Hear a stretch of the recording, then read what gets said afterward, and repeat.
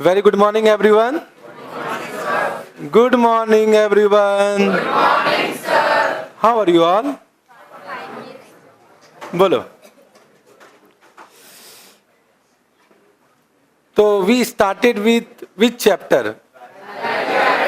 Oh my God, you remember the name? Really? Value added statement. So any value added in your life? Huh? Now, so once we revise value added statement, the value added statement is not mandatory. Where? In India. Correct? There are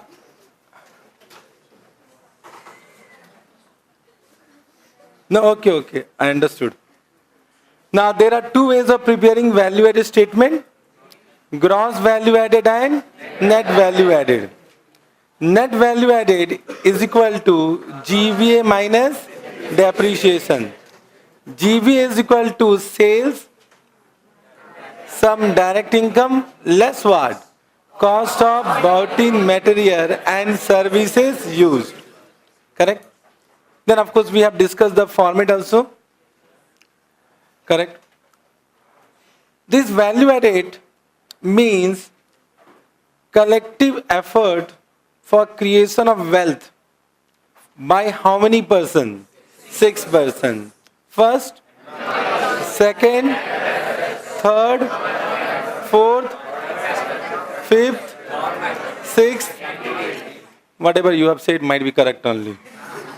Okay. Means if I say the first two, director and employee, provide service to the enterprise. Then second two, provider of capital and provider of finance, provide what? Fund, capital employed to the enterprise. And the last two, entity and government, provide infrastructure to enterprise. Means enterprise cannot run without these 6 persons. Means the objective is what? To earn that much amount so that the expectation of this 6 persons can be fulfilled. What is the expectation of employee? Salary. What is the expectation of government? Tax. What is the expectation of shareholder? Dividend. What is the expectation of financer? Interest. What is the expectation of director? Remuneration. And what is the expectation of entity? That they should retain a minimum amount of profit so that I can do expansion, etc. in future. Are you able to understand? This is the expectation of each provider. For example, you came to my class, your expectation is that you become expert in what? In the accounting standard. If I am not able to fulfill the expectation, it means your value addition is zero. Your value addition is zero. Even though suppose your expectation is 100% and I am able to only add 20%, it means value addition is zero. It means value addition is zero. You can't say ki my expectation was 100% but only 20% I have gained. It means zero. The value addition is what? Zero. Means I should be able to meet your entire expectation. Understood? This point? Correct? Now, coming to one more point, once again I would like to discuss about what is the concept behind this GVA. This concept has been derived from GDP, Gross Domestic Product. So GDP means what? Value of goods and services produced by a country. And GVA means value of goods and services produced by a entity. Means can I say, if we are able to calculate GVA for all company, entity, and we add, it becomes GDP of a country. Means can I say from SOPL, we cannot find out what? GDP. For calculation of GDP, GVA statement is required, which we are not preparing right now. Means now how it is calculated, that is another point. We are not going into that point because that you will deal in what already done. I think in CPD it was, and now in intermediate IPCC, in intermediate what you call IPCC, a new subject has been introduced. That economics has been introduced. So there the teacher, whatever teacher will teach, will also teach about GDP. GDP means one thing ICAI has realized, that CA cannot be a complete chartered accountant without the knowledge of economics. Without the knowledge of economics. Means economics knowledge is required for a I will say complete chartered accountant. Complete chartered accountant. It does not mean you will not be a complete chartered accountant, don't worry. Okay? Because when I have done, there was no economics. So I think you have understood what is the link between GVA and GDP. GVA and GDP. Therefore, it might happen in future, taking this into regard, GVA might be a mandatory statement. And there will be pakka an accounting standard, a format prescribed by Companies Act for this. Till now, it is not mandatory. So we can follow any format practically. Means if somebody asks you prepare GPA, so you can prepare GVA as per your requirement because there is no prescribed format. There is no prescribed format. But from exam point of view, we'll follow which format? Format given by ICAI. That already we have discussed. Now, any doubt you can ask me. Before starting, I'll always ask any doubt. If you have any doubt, you can ask me. Then we can start the class, if no doubt. Correct? The following is the PL account of, it is Galaxy Limited, PL account of Galaxy Limited for the year ended 31st March 2004. Prepare gross value added statement. They have mentioned GVA statement, correct? And so the reconciliation between GVA and PBT means this I call Chipku point. In exam, they will always add this point with the question because they want to waste your time in exam. Nothing else. Have you understood this point? So, PL account, you can see sales 890, other income 55. Similar? Expenditure, production and operational expense, note number A is given. Admin expense, note number B is given. Interest, note number C is given. Depreciation, but it will be an expense or application? It will be an expense or application? We are preparing GVA. It will be expense. Application to whom? Entity. Profit before tax, provision for tax, note number D. Profit after tax, balance as per last balance sheet. What is the meaning of balance as per last balance sheet? Profit brought forward from previous year. Whether it is a part of current year value addition? No, it is not a part of current year value addition. Transfer to general reserve 45.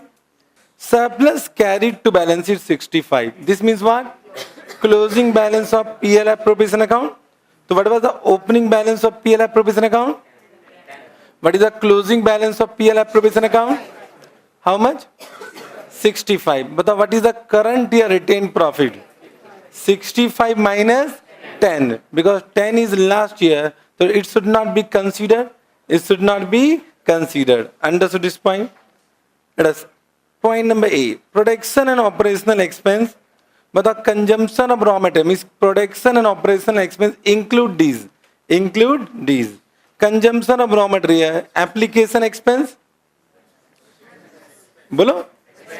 Consumption of stores, salaries, wages, gratuities, cess and local taxes. This is recovered, non-recovered. This is one type of municipal tax. We say cess and local tax. It is non-recovered. So this is what? Application. Other manufacturing expense? Done. Means only we need to take care of salaries and cess and local taxes. Admin expense includes salary, commission to director. Application. Provision for doubtful debt. Provision for doubtful debt. All provision other than tax is what? Expense.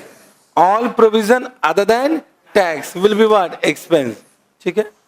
अच्छा, before going, what is the difference between provision and reserve? देखो, try to understand. I'll be थोड़ा interactive in class. Means I will also try to clear the basic concept which you have, which might you have done in CPT or IPCC. When I ask question, the objective is not the testing. I'm not testing you because once you pass IPCC, you are what? Exceptional student. I can't test you, okay? Correct? ICAI has already tested you. Are you able to understand? So I'm just asking for a recap, a recap. Are you able to understand? So if you know, participate. If you don't know, then also participate. Means participation is required. If you'll participate, will grow. Will grow. Grow in terms of value addition. Grow in terms of value addition. Are you able to understand? So batao, what is the difference between provision and reserve? Our next chapter will be Ind AS 37 provision. My way of teaching will be what? I will I will clear all your basic doubt. Then I will enter into CA final. Then I will enter into CA final. Are you able to understand what I am saying? So next chapter will be Ind AS 37. Before that, I want to ask you, what is the difference between provision and reserve? Raise your hand. Participation is required, even you don't know. Raise your hand, but don't shout. ठीक है? And also don't talk because थोड़ा सा concentration कम होता है.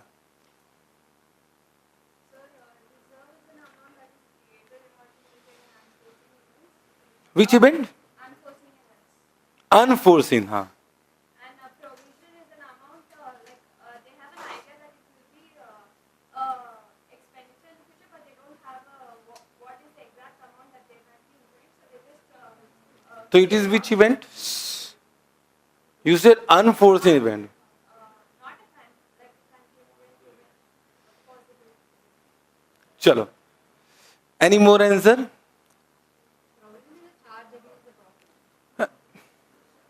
I have not asked accounting treatment, please. I have asked the meaning, difference.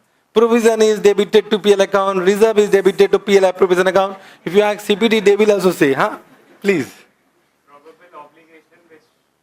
What is? You are talking about reserve or provision? Probable obligation which arises in a future event. Probable obligation which arises in future. What is reserve?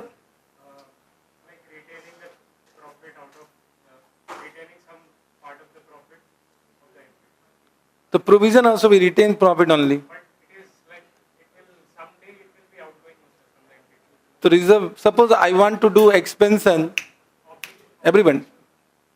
I understood. I'm just, I can. Gussa ho gaya.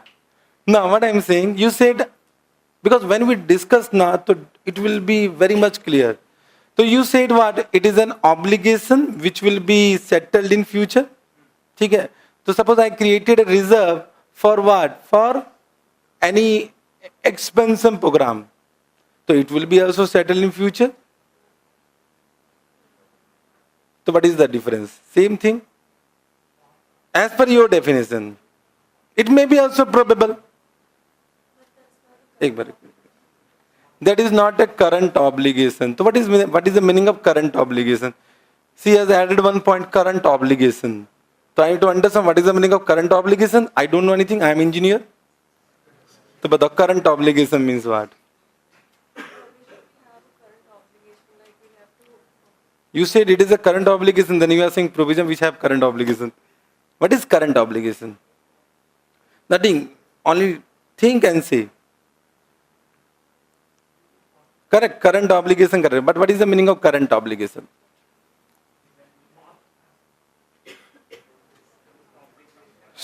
No? Once again you are saying? Current obligation arising from the Past event. The key word is what? Past event. One word. Dekho, when I ask question, with one word I can understand whether you have understood the meaning in IPCC or not.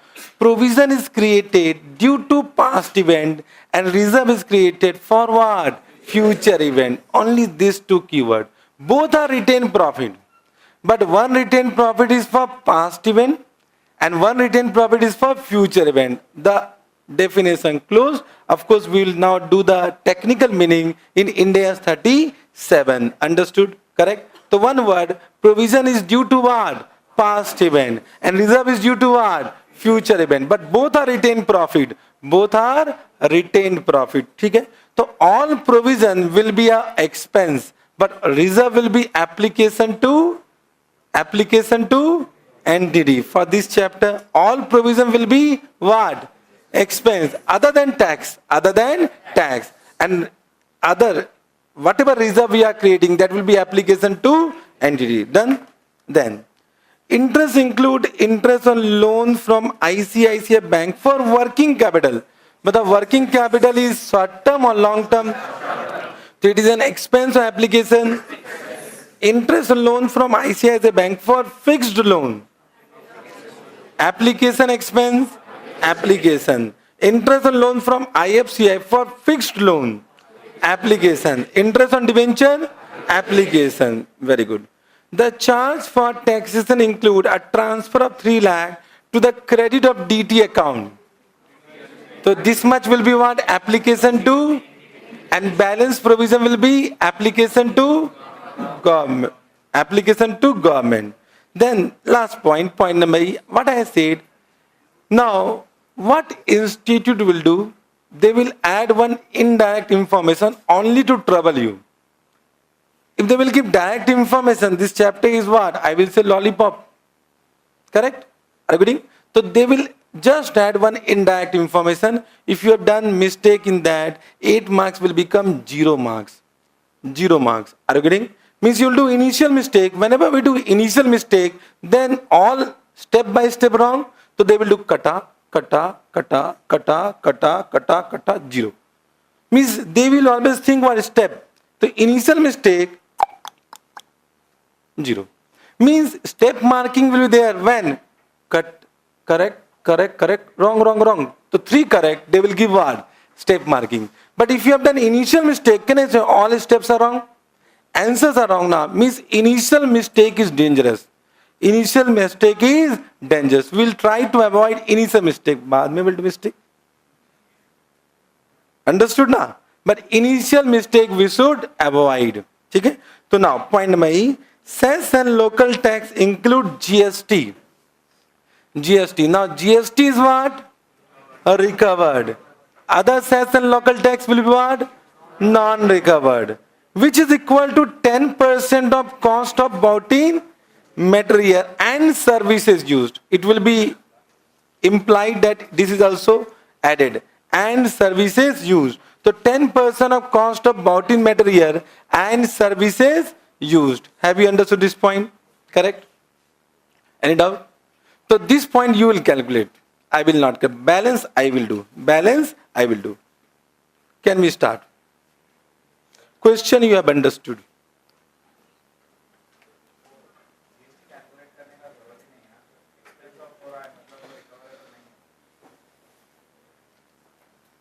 One minute. I'm coming to your doubt, okay? Chalo. Let us start. Your doubt will be automatically over. Okay? Write down.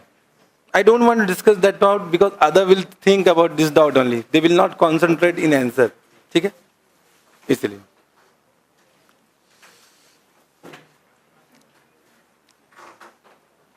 One thing, don't worry about the suffocation. One AC we have purchased, it will be installed in what? 1 or 2 days. And then only we will capitalize it in our books. Correct now? As per AS? In class we'll talk about only AS and Ind AS. Okay? So once it is installed, it will be what? Capitalized in our books. So it will take 2-3 days. Don't worry. Okay? Correct? Okay? We can manage for what? 2-3 days. We are Indian. We can manage anywhere. Bolo yes or no? Correct now? Chalo. Now, write down. Gross value added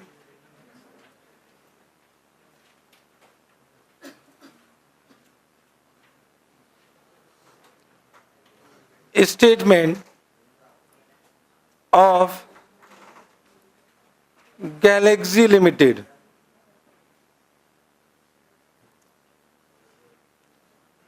for the year ended 31st March 2004. 31st March 2004.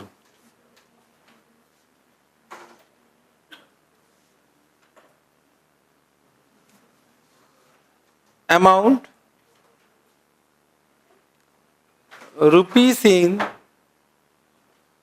lakhs. Particulars.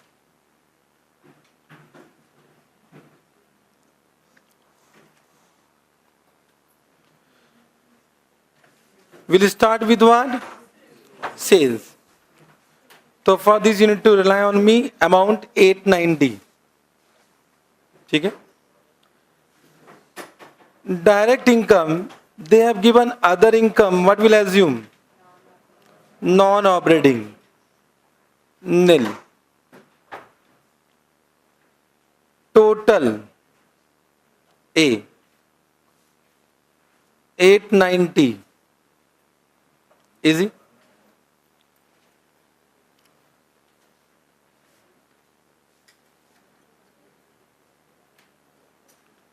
Then what? Cost of bought in. Material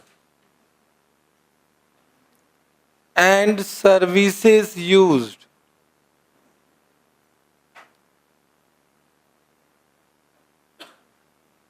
Correct? Cost of bought in material and services used. Under this we write down all expense. So they have given first production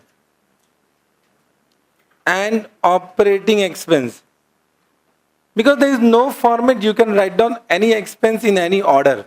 Okay? Are you able to understand? Operating expense. ठीक है? So let us see. बताओ. What is the amount? The total amount is what? 641. 641. ठीक है? Minus what? How much? 82. Minus what? 98. But is 98 include what? GST, which should not be deducted. But GST is an expense, therefore we write down it separate, as a separate information. As a separate information. Are we getting correct? So what we'll do? Badao. From these, total is 641.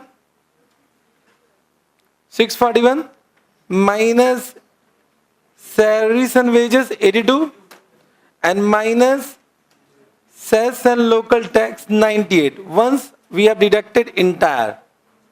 Correct? How much? 461. But can I say GST being an expense, we should write down separately. But this amount we don't know. This we need to calculate. This you need to calculate by your own. Have you understood this point? Correct? Okay? Then they have given admin expense.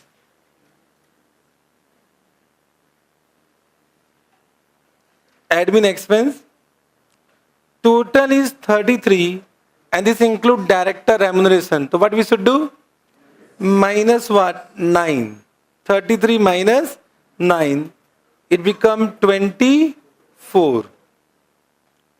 And then we write down interest expense.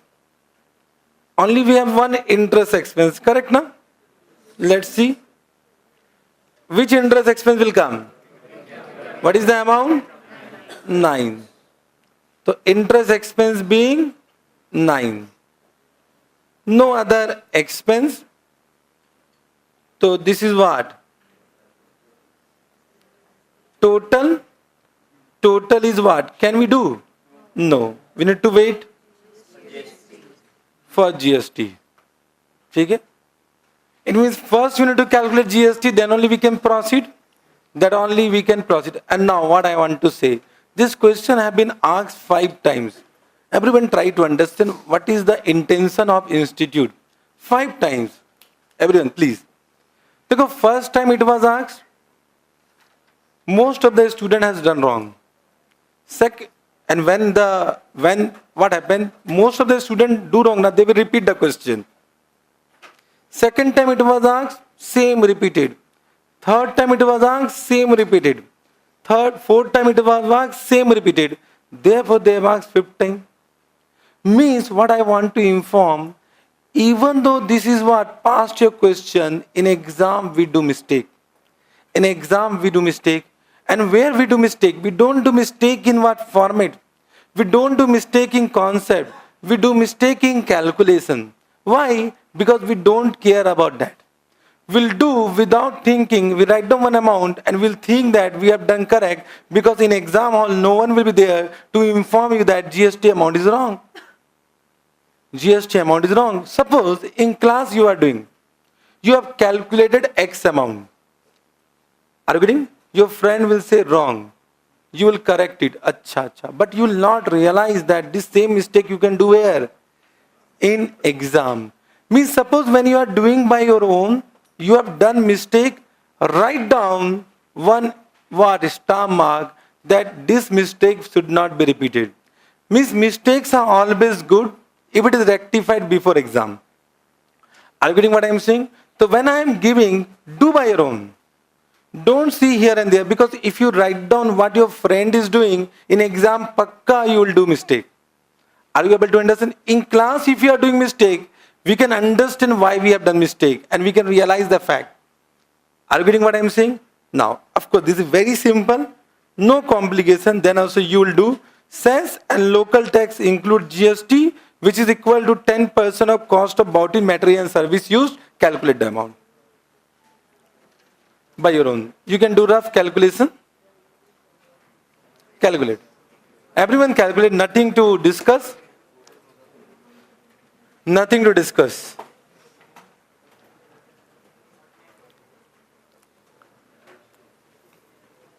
Nothing to discuss. Don't discuss among yourself. It is which is equal to 10% of cost of bought in material and service used. Do by your own. Everyone brought calculator? Calculator is mandatory in my class. No one will use mobile. I don't want anyone to use mobile. You can keep it in silent mode. You can see message also, because message from important person. That is also important in our life now. Don't see message, huh? Take it, do.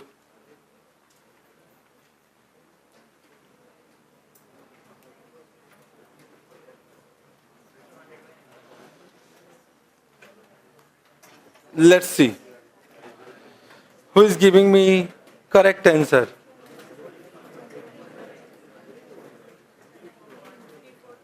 First option, option number A, 54.888. Second option, 45. Third option, I want fourth option because CPT will be 1 second. 54.11. Then D option 40. Dekho, I want to prove 46.1. I want to prove that CPT is one of the most complicated exam. These 4 options we got the class. They also do what? Permutation, combination, and they will give 4 options. All options will be correct. CPT is the most dangerous exam. I always feel that I was lucky that in my time there was CA foundation. CPT is the most dangerous exam. You pass CPT. IPCC is more complicated than CA final. You passed IPCC. So CA final is more very, very easy. Now let's see what mistake you have done. How many have done option number A? Sure, I can't count. Option number B? There are person of 1, 2, 3, 4. 4 I can count. 5. In C, minority answer is always correct, huh? Third, C. 1, 2, 3, 4. 4. D. 1. Only 1. 1. And most of the, I will say more than 50% has given, but many of you have not raised your hand.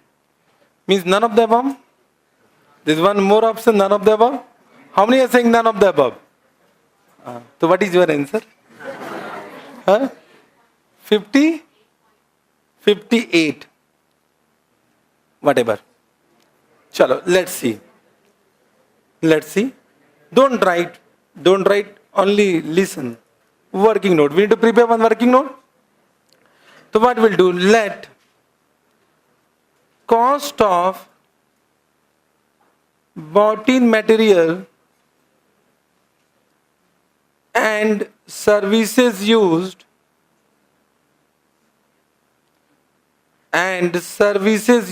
be what? X. Correct? In your bachpan mathematics, you used to do like this now. Okay? Therefore, GST will be what? 10% of X, which is equal to 0.10x. It means we can frame one equation.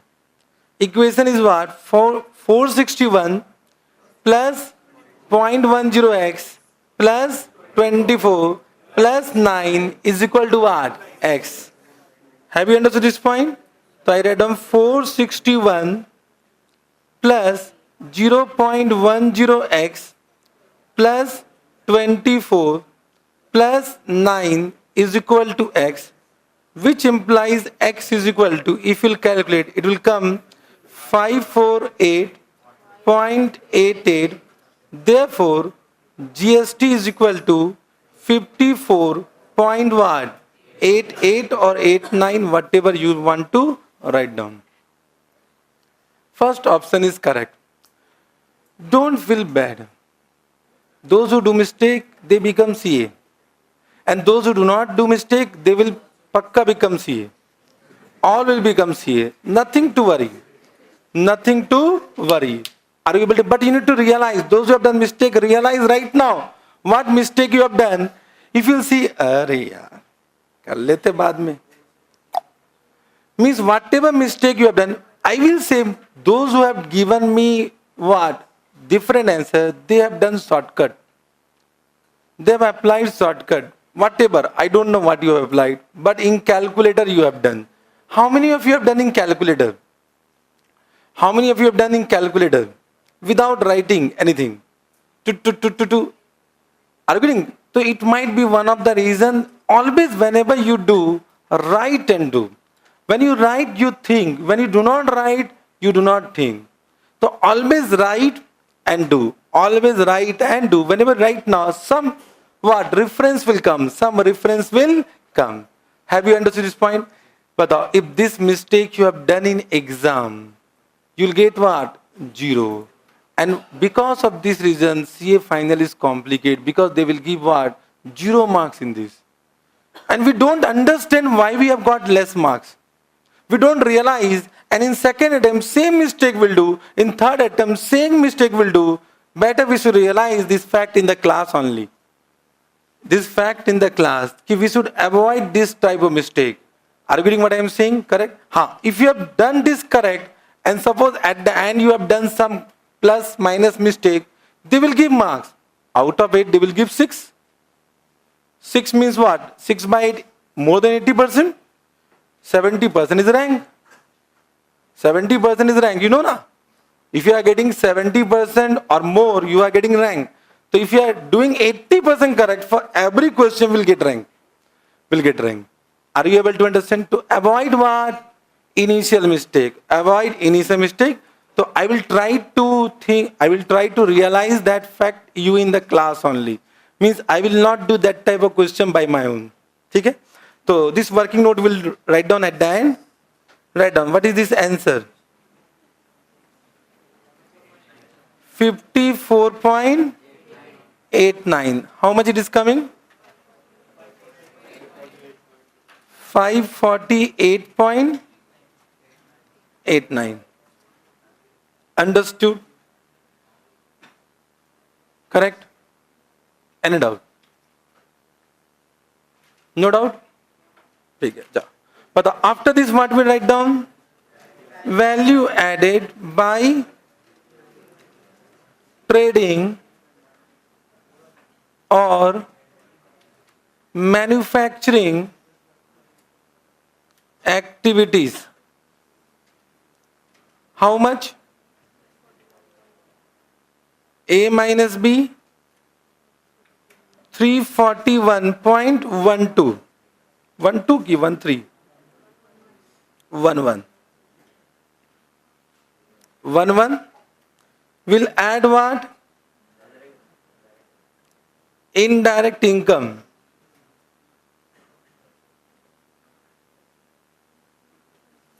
Indirect income, it is 55. The total become gross value added. It is 396.11. But we need to extend it. What we should write down now? Application. We'll make another column.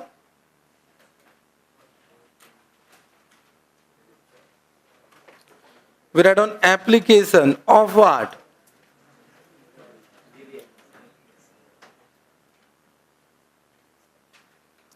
GVA,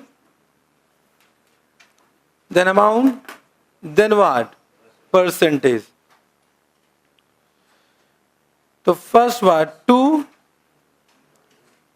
employee. So for the amount you need to rely on me. It is what? 82.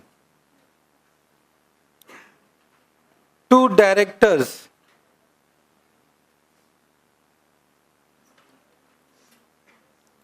9. To provider of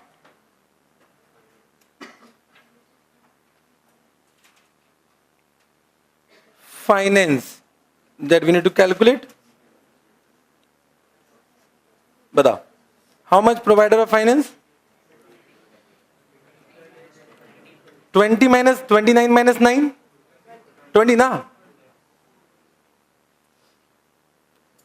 So it is total is 29 minus 9 is equal to what? 20. To provider of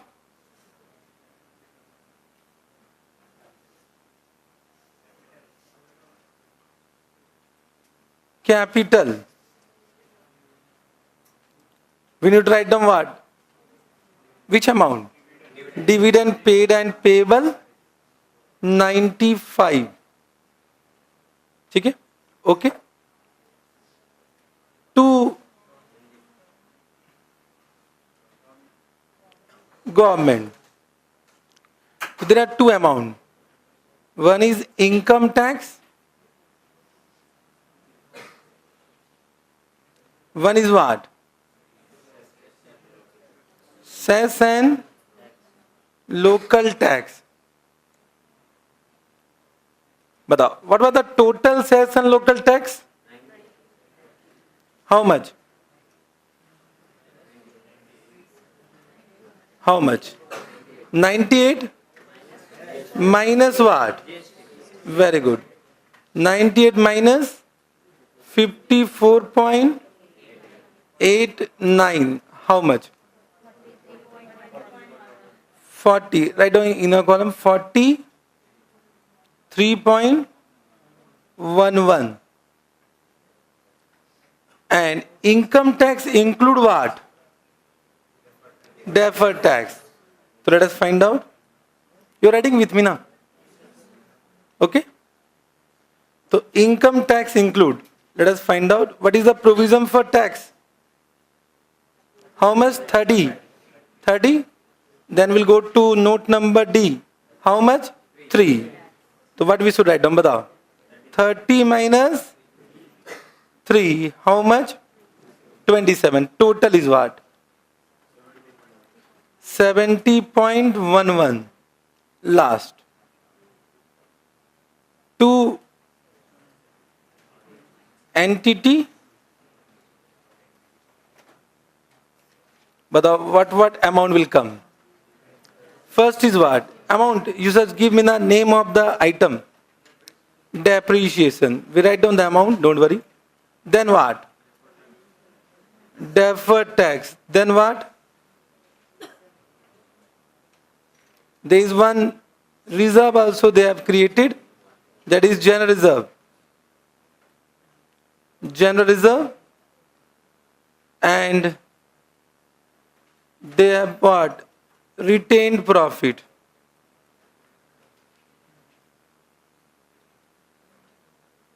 ठीक है?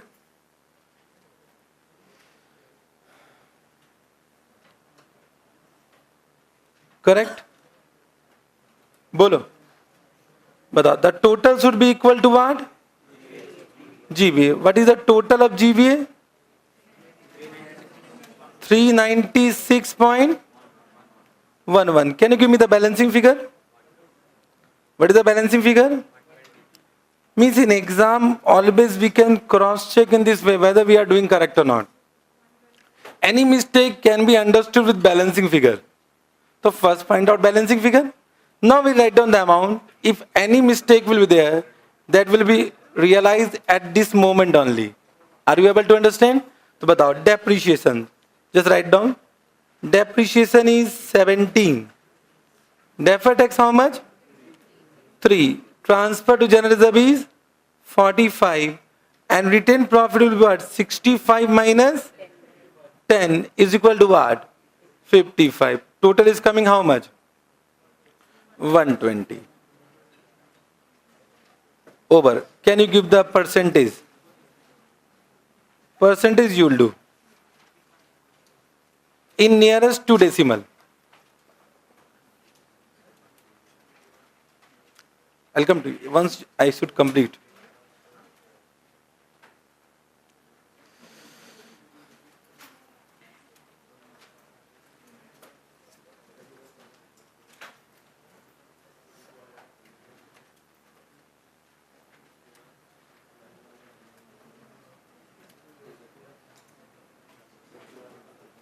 Batao, what is the percentage?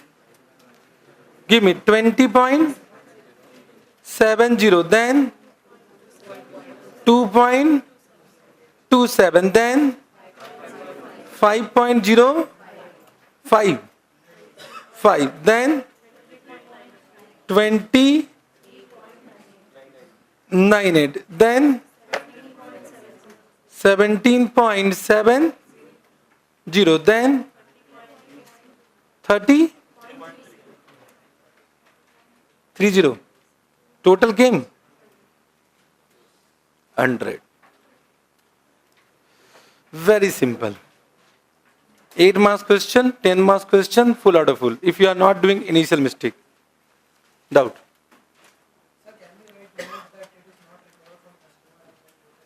I am going to give that only. What?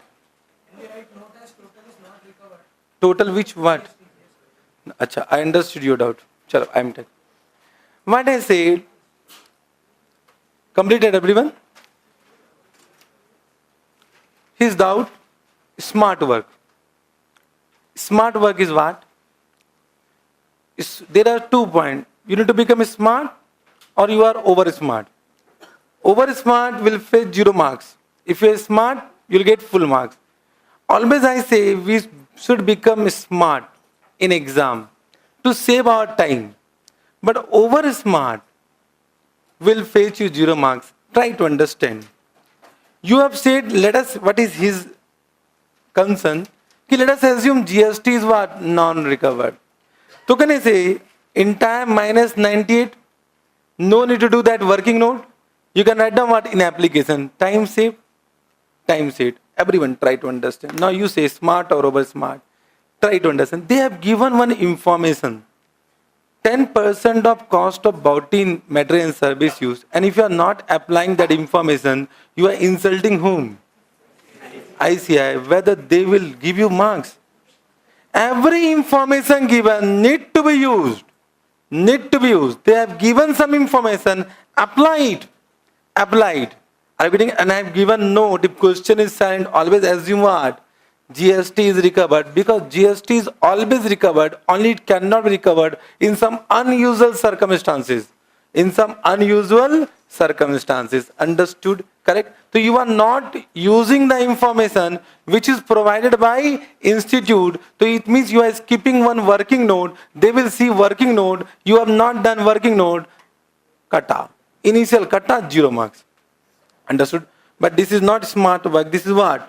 Over smart work. Have you understood his point? Correct? Understood. Chalo. So write down. Note. Whatever assumption we'll take, we should write down. Note number 1. GST is assumed to be a recovered tax. Point number 2. Other income are assumed to be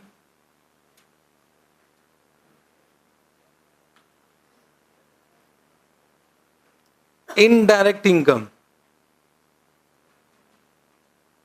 Indirect income. Understood? You have written these 2 notes.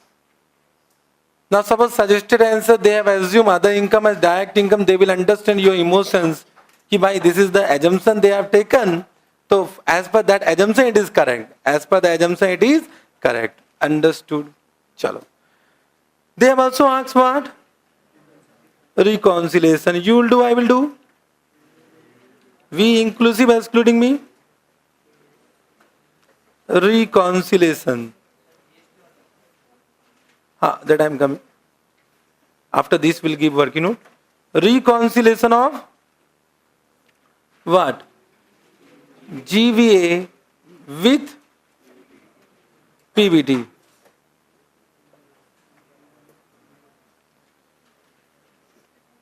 Batao. How much GVA? 396.11 minus, batao. First is what? Employee cost. How much? 82 minus director remuneration. How much? 9. Then what? Minus depreciation.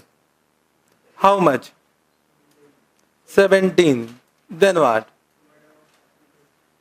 Minus interest expense. How much? 20. Then cess and local tax will be deducted. Cess and local tax. Income tax. So it is how much? 41 total. 225.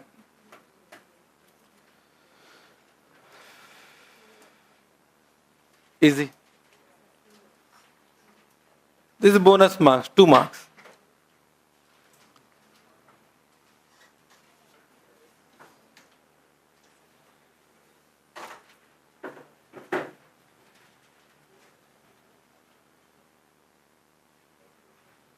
Understood? Easy?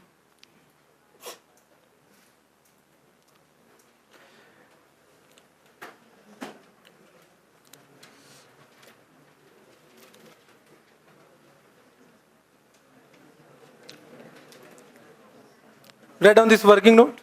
Fatafat. Working note, write down. every working note need to be given, even though it can be done in calculator. Even though it can be done in calculator, working note need to be given from exam point of view, because every working note have some marks. Okay? If you have time, less time left, then be smart, avoid some small working note. But if you have enough time, write down every working note. I will inform you which working note we can avoid. बाद में, अभी not. This is not the right time to discuss that. But every information given, additional information, working note is must. Working note is must.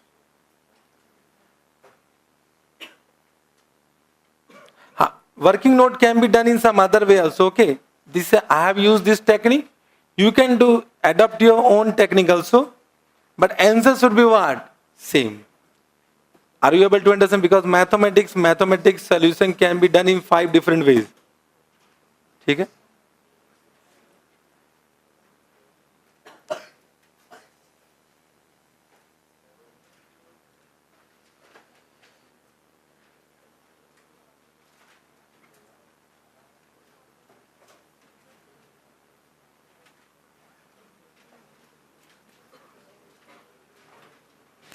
Easy. बोलो. Now,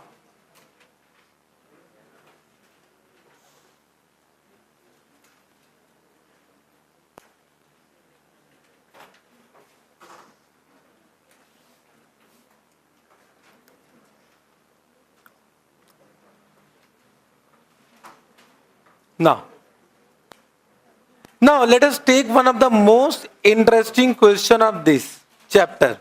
Have been asked in exam 2 times.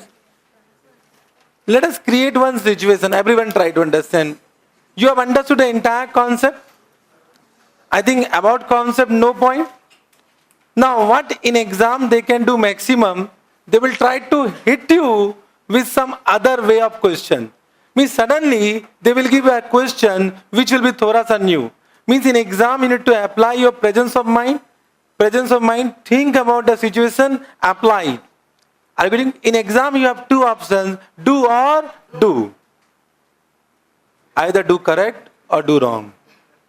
Means you have no other option, you can't leave it. Means you have read the question, you need to apply your common sense, apply presence of mind, do it.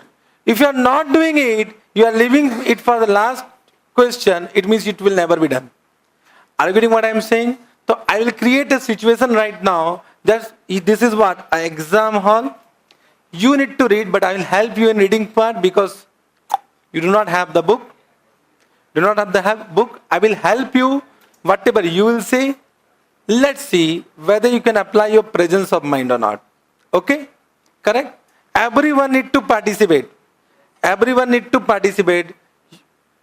Means either give correct answer or wrong answer. Okay, sir? And if you can give me correct answer right now for this question, one thing I can say, you will pakka pass. And if you are giving wrong answer, it means also you will pass. Are you getting what I am saying? Correct? Nothing to worry. Because this question, believe me, when I was student, this was also a good question for me also. I passed in first attempt. Question number 4, I want full concentration. Try to understand by your own. Okay? Correct. Mohan Corporation had been preparing value added statement for the past 5 years. For the past 5 years.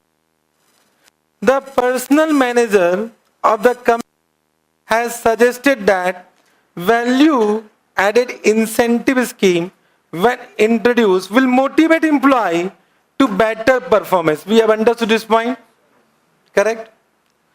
To introduce the scheme, it is proposed that best index performance, that is employee cost to added value and value added are same. Employee cost to added value for the last 5 years will be used as target index for future calculation of bonus to be earned. Bonus to be earned. Once again, to introduce the scheme, it is proposed that best index performance, that is employee cost to added value for the last 5 years will be used as target index for future calculation of bonus to be earned. Bonus means bonus will be given to employee on the basis of last 5-year performance. The best performance will be taken as what? Benchmark. After target index is determined, any actual improvement in the index will be rewarded. The employer and employee sharing any such bonus in the ratio 1:2. Means entire bonus will not be given to employee. Some will be retained by whom? Employer also. And the ratio is 1:2. Means employee getting 2/3. Employer is getting 1/3. Are you getting? The bonus is given at the end of the year after the profit for the year is determined. So once the profit is determined, bonus will be given at the end. From the following details, find out the bonus to be paid to the employee, if any, for 2002. They have given year 1997, 1998, 1999, 2000 and 2001. They have given sales less bought in goods and services used. Added value, they have given value added for the last 5 years. Correct? Then they have given employee cost, dividend, tax, depreciation, debenture interest, retained earning, added value. Means they have given application also. But now this is GBA or NVA? This is GBA or NVA? GBA. So means for current year also we need to calculate what? GBA. Are you able to understand? Chalo. So they have given what? Employee cost of last 5 years and added value for last 5 years. You can find out employee cost to added value. You can find out best performance. Correct? Then they have given summarized PL account for 2002. Sales, cost of material, wages, production salaries, production expense, depreciation, admin salary, admin expense, admin depreciation, debenture interest, salary to sales department, sales expense, depreciation, sales department, asset, profit. From this we can calculate value added of current year. Then we can apply target index and we can find out bonus to employee. Very simple question, have been asked 2 times in exam for 8 to 10 marks. But suddenly a new question. We have done what? Format. Suddenly they have given a new type of question. In exam, you need to apply what? Presence of mind. You can't say that it is out of syllabus. You can't say that the teacher has not taught you. The concept has been done. Apply your common sense. The first point, let's see how many of you can give me target index. Do by your own. Means best performance of last 5 years. I am giving you this. This is what? Added value and employee cost. You want added value and employee cost. Calculate and can you give me best performance? You need to find out employee cost to added value. Correct? Employee cost to added value. You need to give me what? Best performance. If you can do best performance, balance I will do.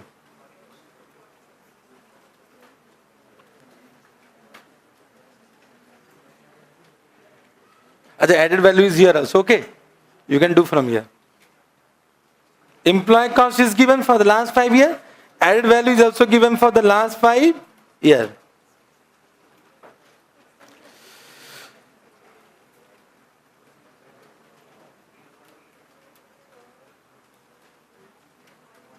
Done. Very fast.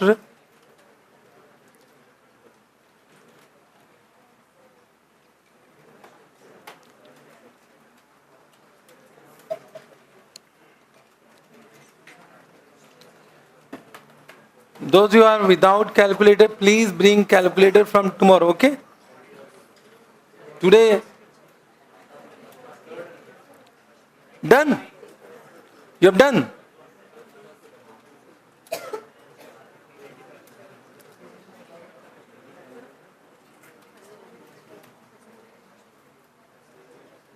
Bolo. What is the answer? First option 40, 42.76. Any other option? 40, 42.76 and 40. Any other option? 42.22. Any other option? Any other option? 41%. देखो 4 option we got. Every time we'll get what? 4 option. I'll prove CPT is the most dangerous exam.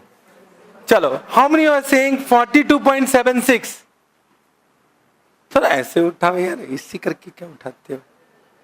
चलो, most of you are saying this. How many are saying 40? 1, 2, 3, 4, 5, 6, 7, 8, 9, 10. 10. How many saying 42.22? 1, 2. 41? 41? एक था 1. चलो. Now, let's see. Initial mistake. Let's see how many of you have applied your common sense. And those who are not participating, I am once again informing them that if you are not participating, you realize this fact after exam. Please participate. Give me wrong answer also, because when you give your wrong answer, you think that what mistake you have done. If you are not giving wrong answer, what do you think? Array, I would have also done correct. I am the champion. So give your wrong answer.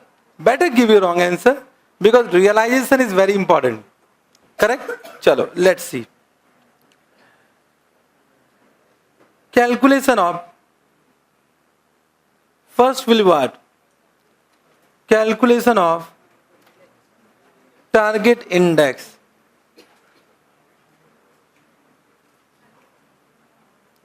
This is the first point. So we'll do for how many years? 5 years. 5 years. So batao, what are the year given? 1997. Now you can write down. 1998, 1999,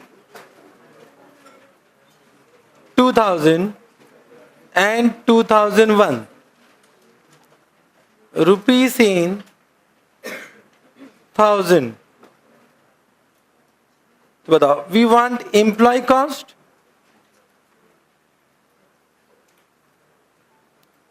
We want employee cost. Employee cost of the 5 year has been given. So that is 650, 760, 840, 984, 1120. Then we want value added. So they have given value added also.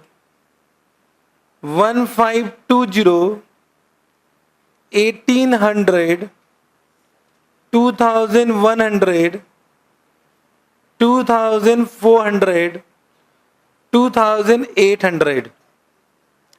Then we want what? Employee cost.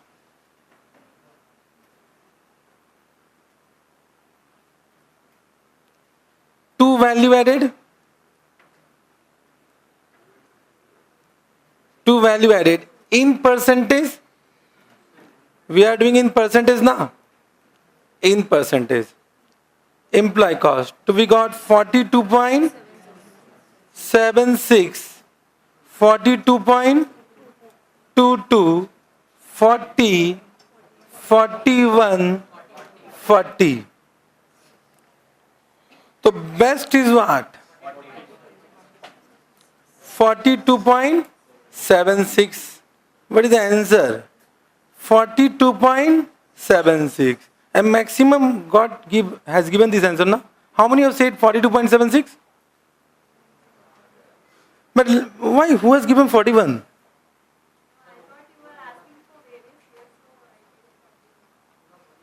You have done average? Okay, I understood. How? एक बार को. Who has said 42.22? भाई मजा आ रहा है क्या? ये बीच वाला दे दे. And these two answer the bakwas.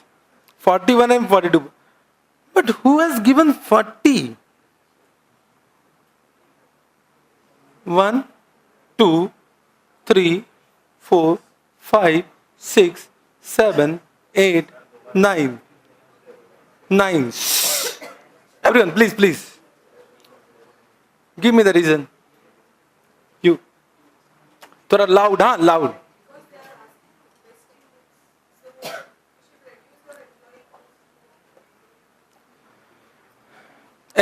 Everyone should clap for this 9 student. I will also clap. Sit down. Everyone try to understand कि those who take prima facie answer and will not think, they will die in exam. This is CA final exam. The question will be easy, but interpretation will not be easy. Try to understand what I am saying. I said, if you do correct, then pakka you will become CA. Try to understand what they have asked. Best index from employee point of view or company's point of view? From employee or company?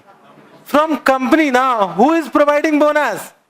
Company. Means, can I say, to earn 100 rupees, if you are paying less employee cost, that is better performance. Now, so you can see the value added is 100.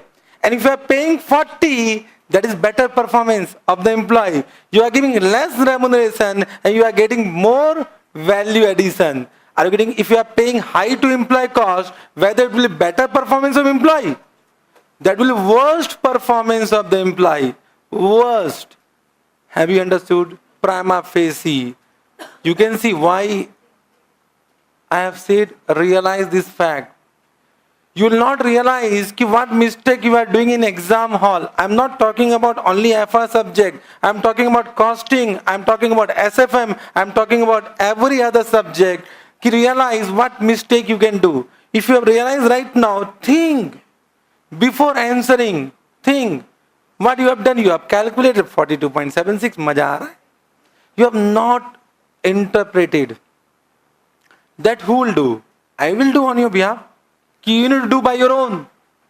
Because in exam you will do by your own. So think. In my class you need to think. Are you able to understand? I will not give any answer prima facie. Are you able to understand? But don't worry. Those who have done mistake, they will also pass. Because I have also done mistake in my initial days. And I become CA. So nothing to worry. But realization is important. Realization is important. Are you getting? Now you will never do this type of mistake. Bolo. So batao, which is the best performance? 40. Means, of course, you will take one only. So best is what? 40, 40. Are you getting? Means, write down. Target index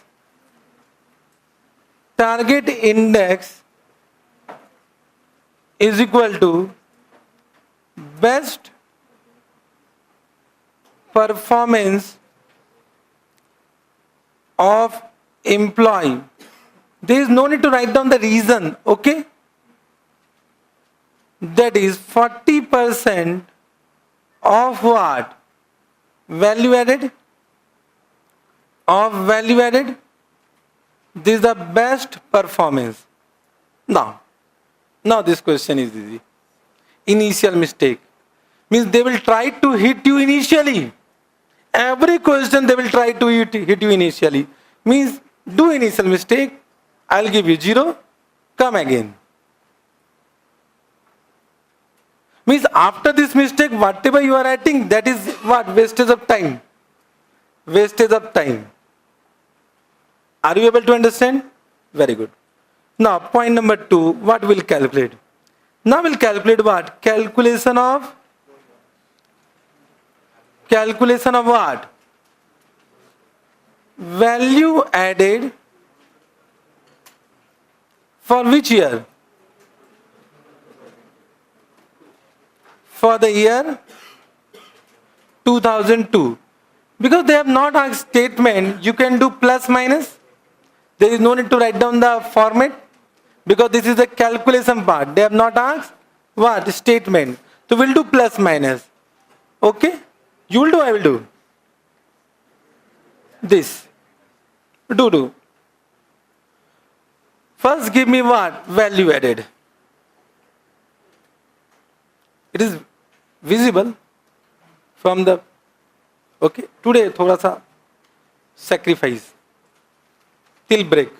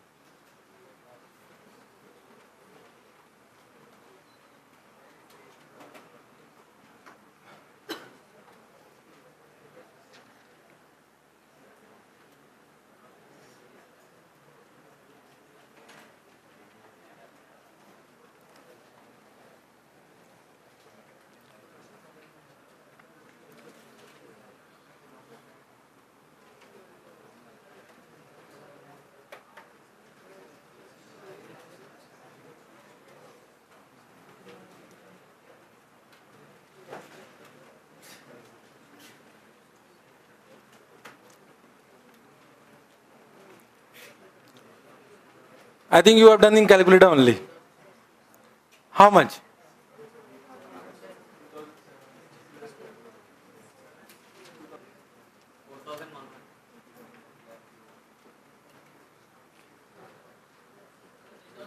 अच्छा बताओ. Sales 7,300. Cost of material minus. Will do minus. Wages?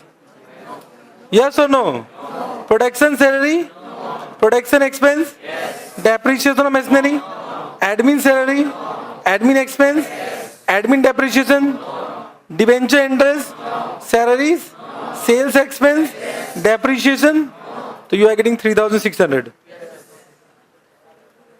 So whatever mistake you are doing, that is what? Calculation mistake. Write down. Sales. Everyone.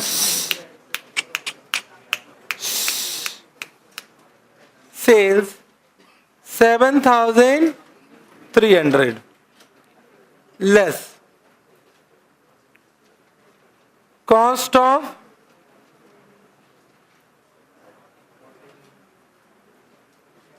bought in material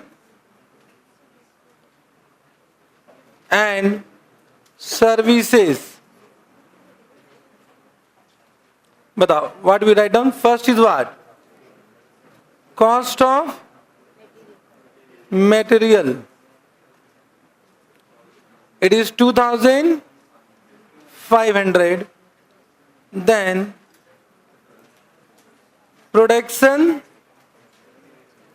expense, that is 700.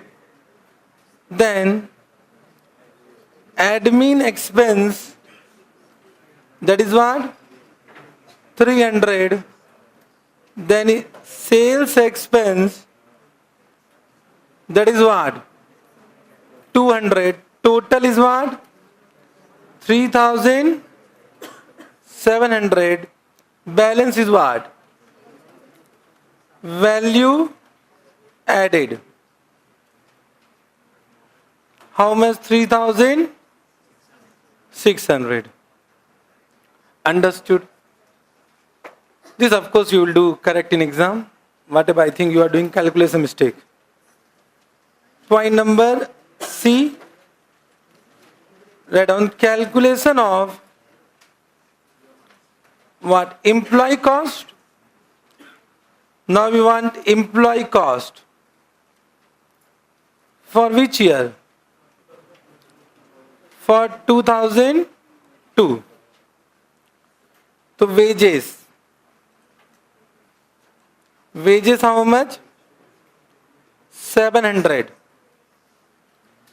Production salary.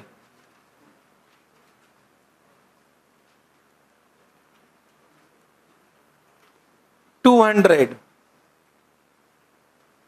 Admin salary. All types of employee benefit cost will come. 800, sorry, 300.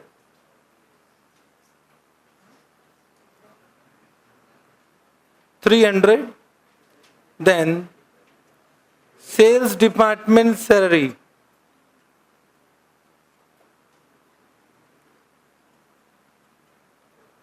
60, total 1260. Correct? Now what you will calculate?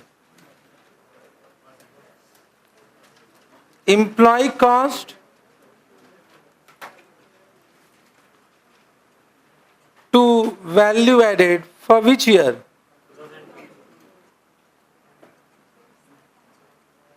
For 2002.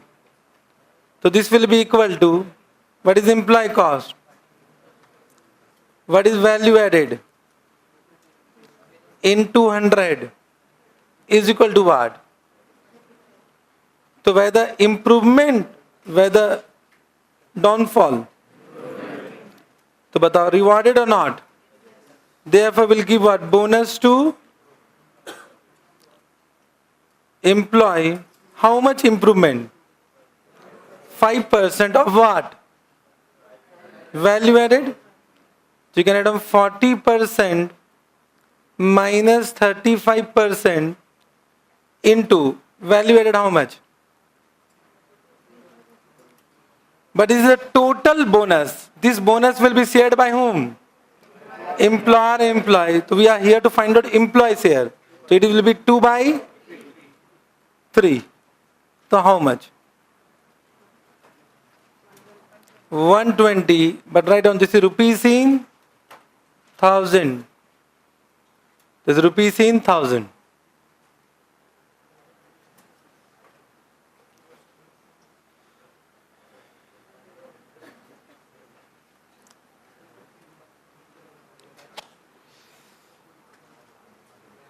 Understood? Correct? Very simple. Provided you have not done that mistake.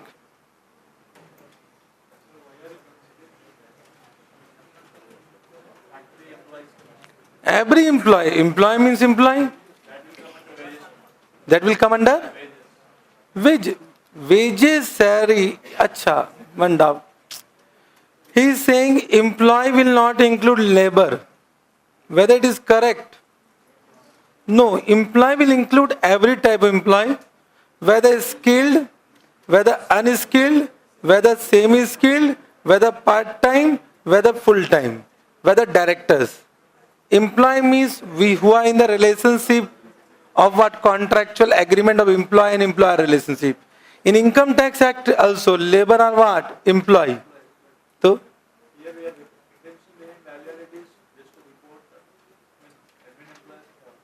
no. Employee means what? Of course, labor are important for us. Who are working in factory, they are only doing value addition. What will do accountant? Not chartered accountant, huh? I'm talking about accountant. What will do accountant? They will are passing on a journal entries, na? Who is doing more value addition? Labor. Labor are more important. Even though unskilled, they are more important because they are only producing the goods. Correct? Okay? Now, I'll give a note, employee means all. This you understood? Now, can I ask one more question? Once second chance, apply your common sense. Listen the question carefully and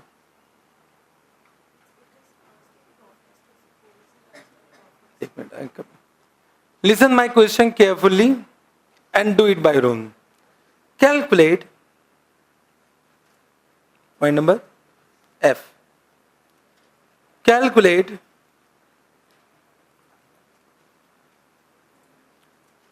revised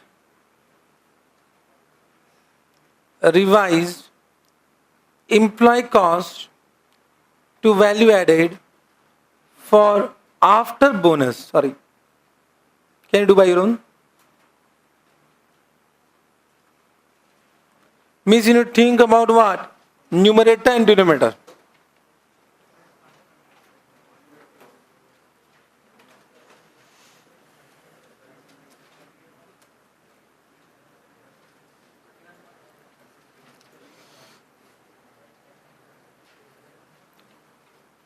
Employee cost to value added after bonus. Because bonus is also paid to whom? Employee. So that will change what? The ratio now. Correct? What is the answer? 38 point. Everyone getting this? No other answer. Pakka. Might be correct now. So what is the total employee cost? 1 2 plus what? Divide by 3000 minus what? Minus nothing na? Very good. Into 100 is equal to what? 38.33.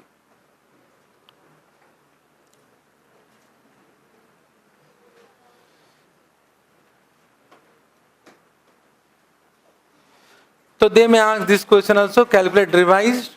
So if they ask revision, we'll do it. Understood? Very easy. Now, what was your doubt?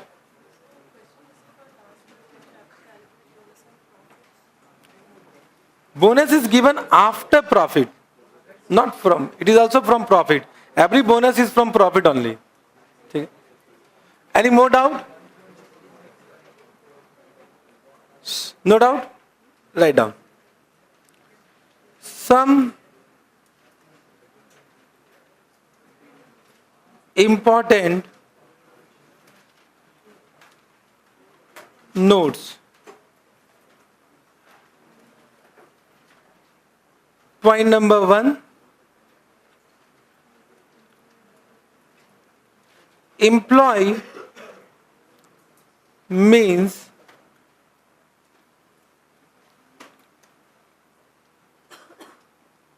permanent employee.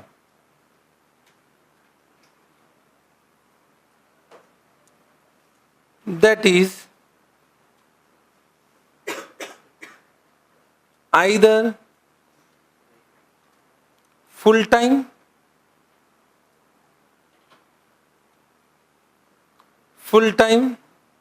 or part-time or skilled or semi-skilled or unskilled employee. Okay, you doubt over? However,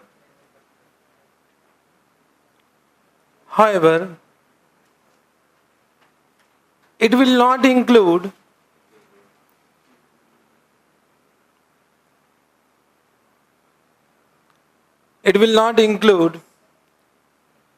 contract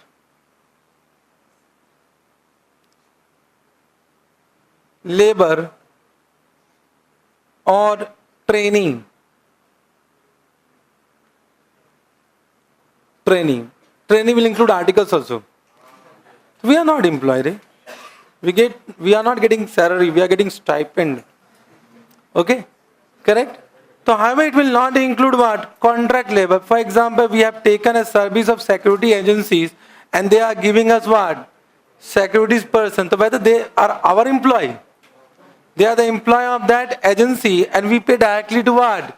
Agency. So any contract labor are not employee. Understood? Okay. Then, note number 2. Staff, everyone silent. Those who are sitting here, don't talk. Staff, welfare expense. Now one doubt will come, for this chapter, of course, staff welfare expense we don't write under employee benefit expense. As per what our financial statement is concerned. But for this chapter, one doubt will arise whether staff welfare expense will be an expense or application. Means whether it is application to employee or whether it is what? Expense. One doubt will come. One of the thought is what? Staff welfare expense is also what? For the welfare of employee. So that are indirectly attached what? With the application of what? Employee. Now what need to be done in exam? So as per ICAI solution, in some of the questions they have taken as expense. In some of the questions they have taken as what? Application. My point of view, for this chapter it should be application. Okay? So what we'll do from exam point of view, we'll treat it as application but we'll give a note. We'll give a note. Understood? Correct? So staff welfare expense will be treated as application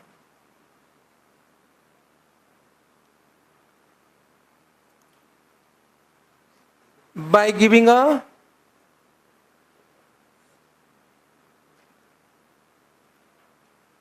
note. ठीक है? तो because in some of the question they have taken as application and my point of view is also application. So we'll take one standard solution from our class point of view. Okay? ठीक है? Understood? But there is a controversy. Some might say you can say it is an expense. So you can write on expense also in exam. That is your viewpoint. And write on one note, we have assumed it is what? An expense. Okay? Correct? Now, you have understood about what? Deferred tax. You have understood about recovered tax. You have understood about non-recovered tax. Okay? You have understood about long-term, short-term. You have understood. Just write on one note for that also. Point number 3. Bank overdraft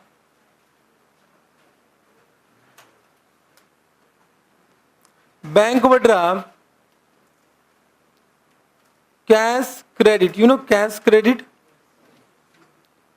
and working capital loan will be always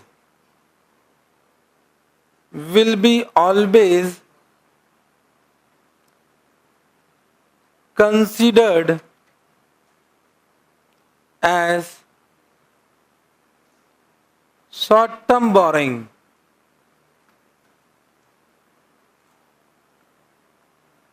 Short-term borrowing. ठीक है? Point number 4. Now, one important discussion. ठीक है? Everyone try to understand. We have understood dividend paid and payable debited to PL appropriation account will be what? Application to shareholders. In this, no doubt. I am just giving that note. Dividend paid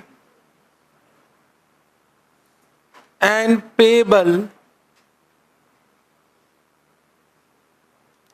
debited to PL appropriation account will be what?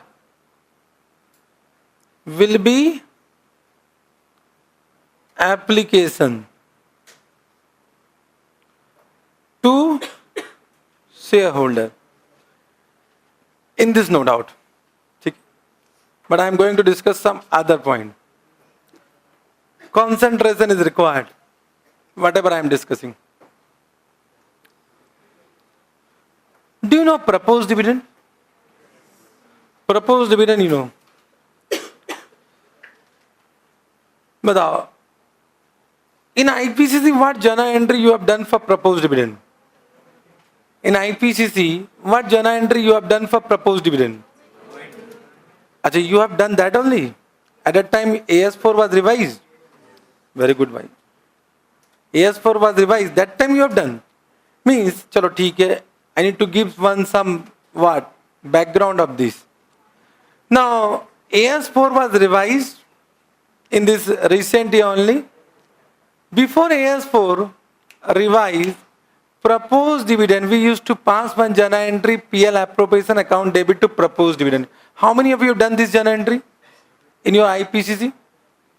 Means you have read that now. After that, AS4 was revised. Now AS4 says that proposed dividend is non-adjusting event, therefore should not be adjusted. Therefore should not be adjusted. Correct? Means, now, if I prepare, now concentrate on this. PL appropriation account as per AS4 revised. As per AS4 revised, then what can be the possible situation? This type of question till now not asked. But if I will prepare question for next attempt, so I will give this point in exam. Okay? So we write down by balance brought down. Suppose 5 lakh. So can I say, for the last year, whatever was proposed, will be paid in current year? So now we pass journal entry of dividend only when it is declared and paid. So can I say final dividend paid in current year belong to what? So last year no journal entry. So in current year we need to pass journal entry. Correct? So from this 5 lakh, suppose we have paid final dividend. Final dividend belong to which year? Last year. Very good. Understood? Let us assume 4 lakh was paid out of what? 5 lakh. Any doubt? So out of 5 lakh, 4 lakh was paid. But it will come in current year PL appropriation account as per AS4 revised. So now as per AS4 revised, we pass journal entry for dividend only when it is declared or paid. Correct? 2. Interim dividend. But what is the meaning of interim dividend? It belongs to current year, na? And paid in current year? So paid in current year will come. So it will be paid from this net profit. Suppose net profit earned was 10 lakh in the current year, and out of this net profit, we paid 2 lakh what? Interim dividend. Then 2 carried down. Carried down become 15 lakh minus 4 minus 2. How much? 9 lakh, na? 9 lakh. This you understood? Correct. Now, as per the requirement of Schedule 3 and as per AS4 also, proposed dividend, if any, need to be disclosed. Need to be disclosed. So, an additional information is given in the question कि proposed dividend of current year is rupees 7 lakh. 7 lakh. This question you understood? Till now we have not got any question like this. They have given dividend paid and payable. We have assumed what? This is what for current year. But they have used the word final dividend paid. It belongs to what? If they use interim dividend, it belongs to what? If they use proposed dividend, it is for current year but not yet declared or paid. Understood? My question to you all, how much application to shareholder for current year? How much application to what? Shareholders for current year?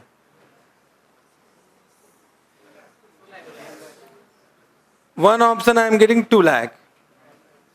Second, 6 lakh. Third, these 3 options will come. Not more than this.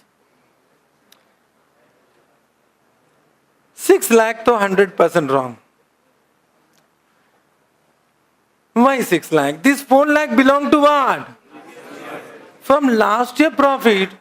Last year profit was 5 lakh. From that you have paid 4 lakh. The 4 lakh was what?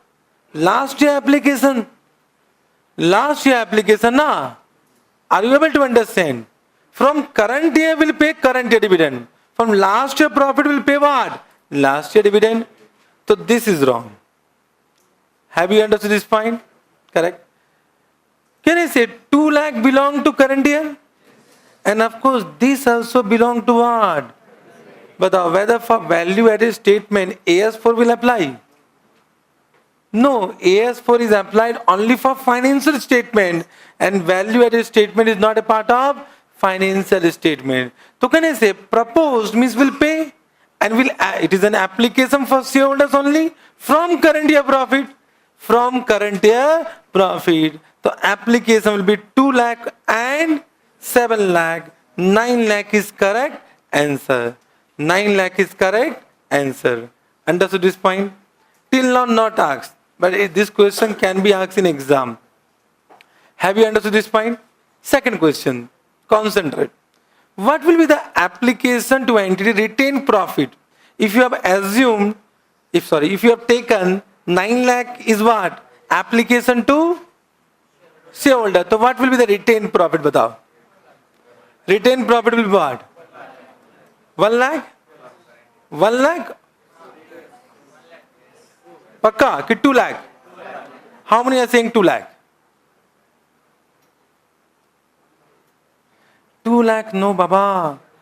Can I say last year profit retained 1 lakh? Current year retained how much?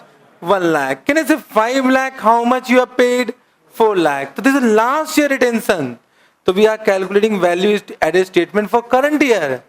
Are you getting what I am saying? So what is the current year profit? 10 lakh. Out of 10 lakh, how much you have distributed? 2 lakh plus 7 lakh. How much retained? 1 lakh.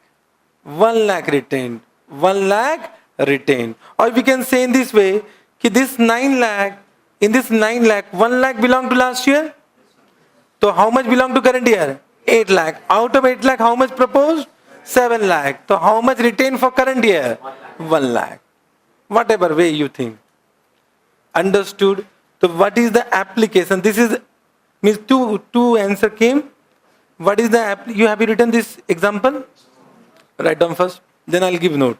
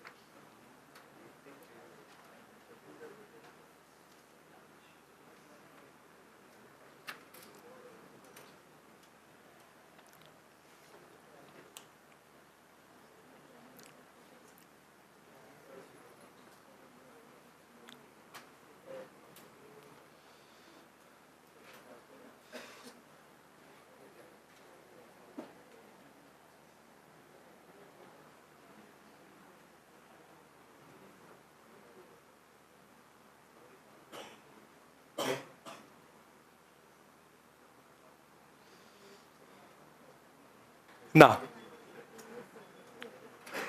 अच्छा ये भी this was write down. Now answer I will give. Application to shareholder will be equal to interim dividend plus proposed dividend, which is 1 lakh, na? 2 lakh. 2 lakh plus 7 lakh, that is equal to what? 9 lakh. And application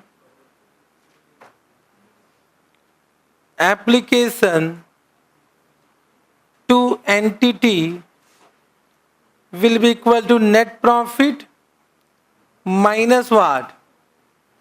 9 lakh, which is equal to what? 1 lakh. Understood? Net profit I have said. Net profit minus current year appropriation.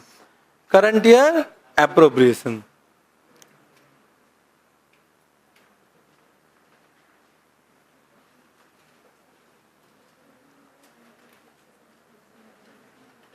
Adam? Final dividend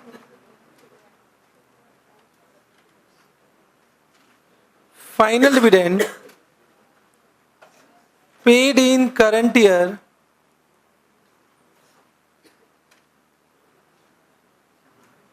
will be debited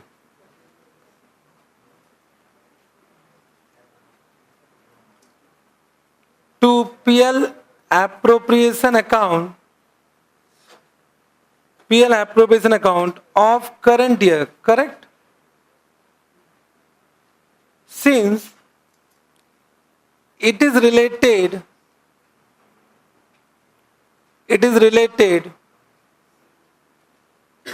to last year,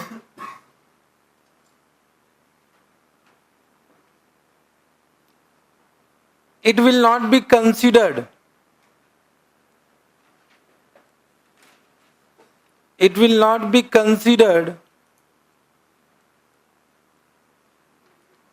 for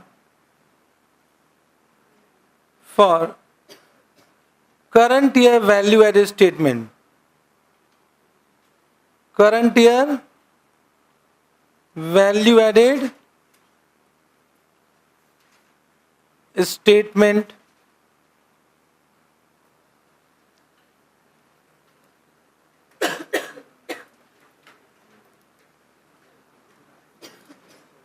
interim dividend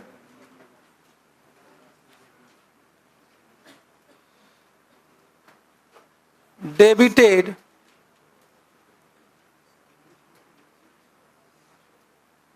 to PL appropriation account is related to current year.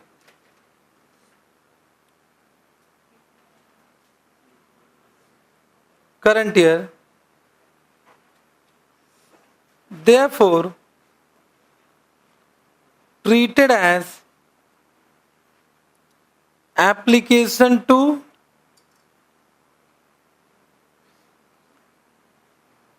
shareholder, correct?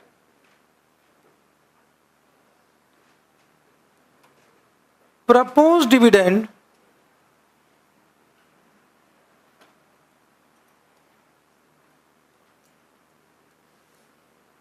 is not adjusted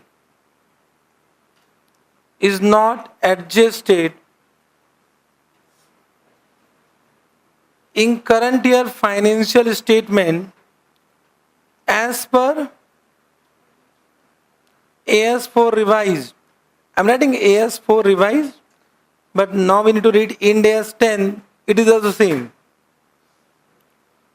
Ind AS 10. I'm writing AS4 is equivalent to Ind AS 10. Okay? AS4 revised. However,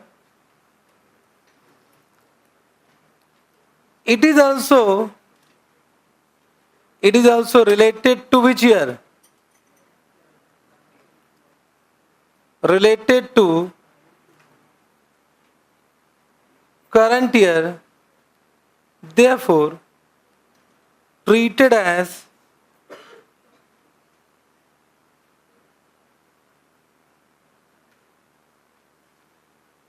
application to shareholder.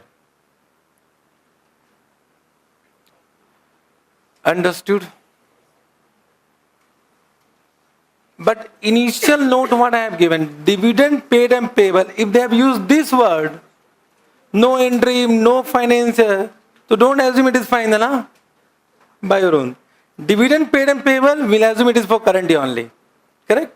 So one note initially I have given, dividend paid and payable debited to PL appropriation account will be application to shareholders. So these three are special point. Special. Till now not asked. Which I expect some attempt they will pakka ask. They will try to modify the question. Understood? Chapter is over from my point of view. I will give you one homework because today you receive book. Question number 2 is given with solution. Do it. This question I will not do in class.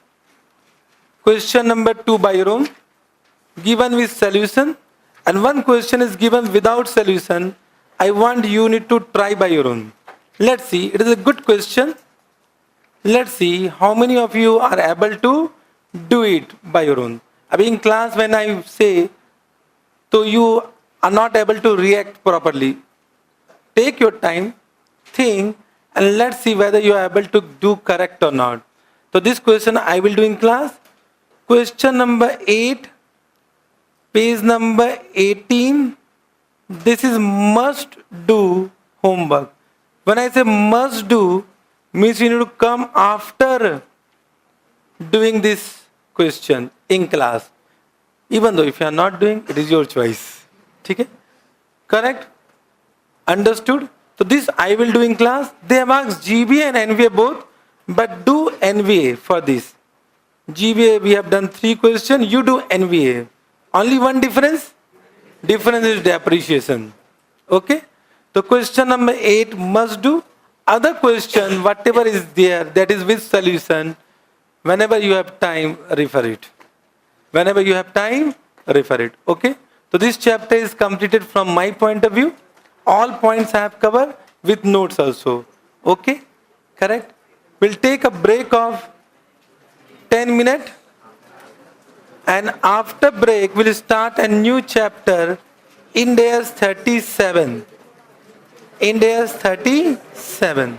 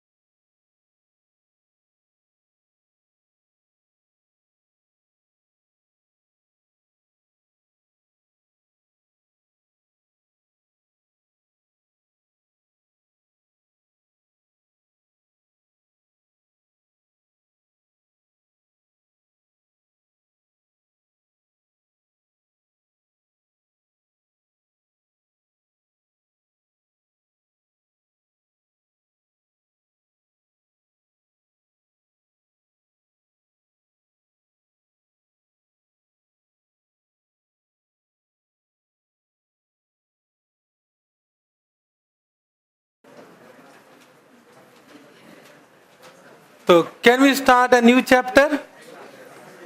Now write down, everyone.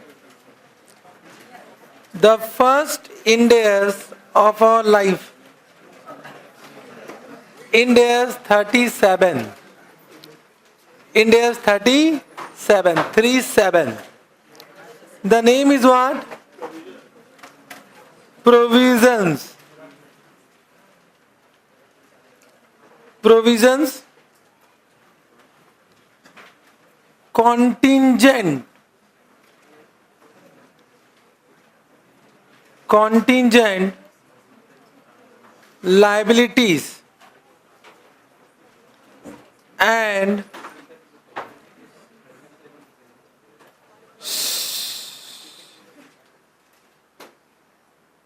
then उधर बैठ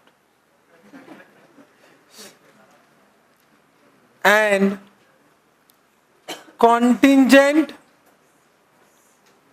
assets. Can I say everything is known to you? We have done this where? AS 29 and the name remain same. Correct? So I will say this Ind AS 37 and AS 29 are 90% same. But I know what you do in IPCC. So whatever, even though it is related to IPCC, I will assume you don't know anything. ठीक है? I will assume you don't know anything. You also assume you don't know anything. But whenever I will ask, then participate. Okay? Don't say that we have assumed that we don't know anything. Correct? Now, in AS 37, provision, contingent liability and contingent asset. This term are always contingent in our life. Always. Till we actually understand what is the meaning of provision, what is the meaning of contingent liability. I'll come to contingent asset बाद में. Means there are three terms: liabilities, provision, contingent liability. If I say liability, provision, contingent liability, are we able to understand? The question arises whether they are same or different. First question. ठीक है? Are we able to understand? The first question, whether these liabilities, provision and contingent liability are same or different. Second question is that if different, then what is the difference between liabilities and provision? What is the difference between liabilities and contingent liability? What is the difference between provision and contingent liability? This is the difference. Are you getting? So that difference we need to understand. What is the difference between liabilities, provision, liabilities, contingent liabilities and contingent liabilities and liabilities. Okay? So let me ask you first, please participate, raise your hand. What is the meaning of provision? Provision, what is the meaning and how it is different from contingent liability? Whatever you have done in IPCC, you need to react. You need to react. Raise your hand. There is no need to discuss. Raise your hand. I will ask one of you who have raised the hand. Anyone, whatever you know, provision, contingent liability, and I'll come to liability. Provision and contingent liabilities. Anyone? Raise your hand. You can say.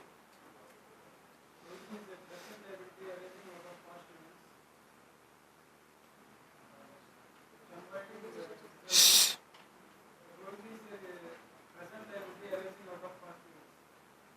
Present liability arising from past event. Okay, what is contingent liability? Contingent liability? Possible liabilities from? Abhi bola participate, you have not raised the hand. No, he is saying, we also know, sir. I said, raise your hand. Only one person raise and let him speak now. You have to not raise the hand. Please. Okay? Bolo. What is contingent liabilities? Uncertain event. So it means provision are not uncertain. You have added one point there, na? So provisions are not uncertain. Provisions are certain. Provisions are certain. ठीक है. Any more addition to this? Raise your hand. No, no one will raise.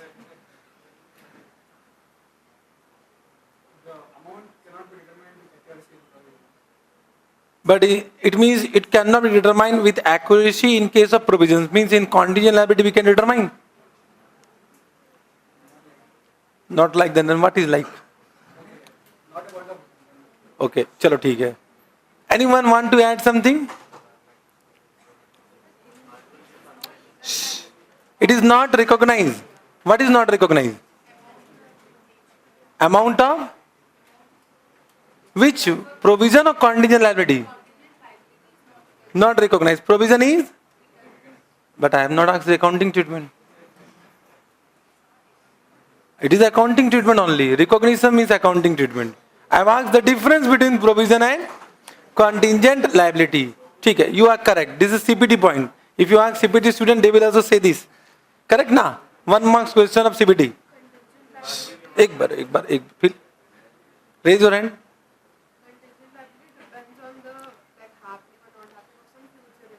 Contingent liability depends upon happening or non-happening of some means what? Certain, uncertain. Certain future event. Here why you are saying? Means if someone will say, you will try to poke. No, let her speak. Then you speak. Raise your hand. I have ample time. Don't worry about timing. Uncertain, certain. Particular. Particular means? Particular event. It may be certain, it may be uncertain. Okay. Then what is provision? Provision is based on the past experience or past. Acha, means contingent liability is future experience? Somewhat future. No. Contingent liability future or past? Future. चलो ठीक है. I understood. यहाँ से बहुत जन बोल रहे थे. Now say. Now no one will say. We will not raise, sir. We will to not. We'll say only by like this. चलो. Chances of occurrence of the uncertain event, if the chances are remote, then it will be contingent liability, and if there are more chances, then it will be a provision. If chances are more than contingent liability. So chances are less than contingent liability. What chances? The chances of happening, the probability of happening. What probability? Of happening of What will happen? What will be that uncertain event? Now, I need to understand. Bhai, I don't know account. I am not an accountant. Can I give an example? No, don't give example. I don't want example. I want meaning. Because in my class, believe me, I will make you understand each and every point from bottom to top. But you need to react. And after class, you will feel that some addition has been done. But you will react. And I will prove that whatever you have done, even though you have done correctly, but you have forgotten or you have not done in that level. Okay? Till now, whatever answer I got, this is not a CA final student answer. This is CPT student answer, not also IPCC student answer. Are you getting what I am saying? Till now, whatever answer I got, means some clarification is required. I am coming to him, okay? You are somewhat correct. Provision is a liability which arises from the past event, which can be calculated through substantial degree of estimation. Full rat kya hai? Now proper definition he is saying. What is contingent liability? Contingent liability. Future uncertain.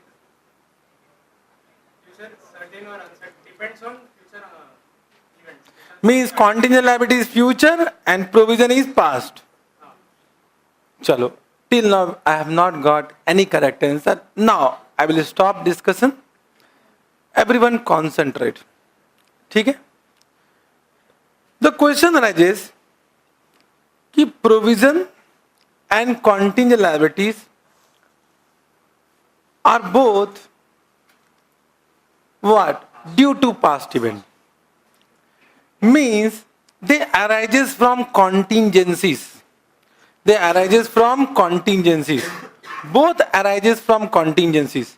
So what is the meaning of contingencies? That we need to understand. What is the meaning of contingencies? If you remember, you have done one AS4. AS4 was contingencies and event occurring after balance sheet date. The word contingencies has not been defined in Ind AS. The word contingencies was defined in AS4. Let us take that meaning. What AS4 want to say? Let us understand that. Then we'll come to what Ind AS 37. So whatever I am writing that belong to AS4. AS4 has given the meaning of contingencies. You can write down.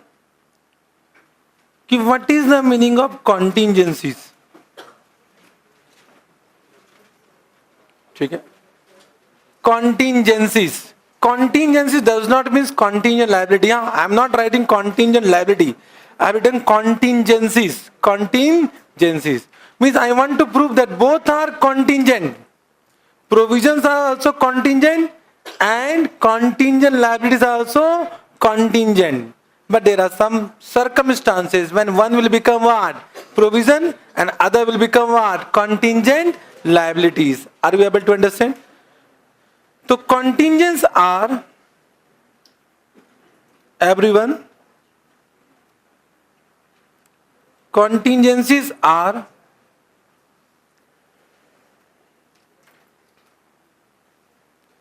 conditions or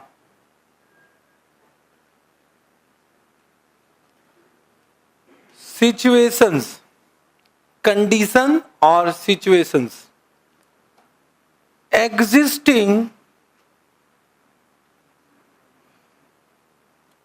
on balance sheet date, existing on balance sheet date. Outcome means result, whether favorable, it can be favorable or unfavorable. Unfavorable means either loss or gain.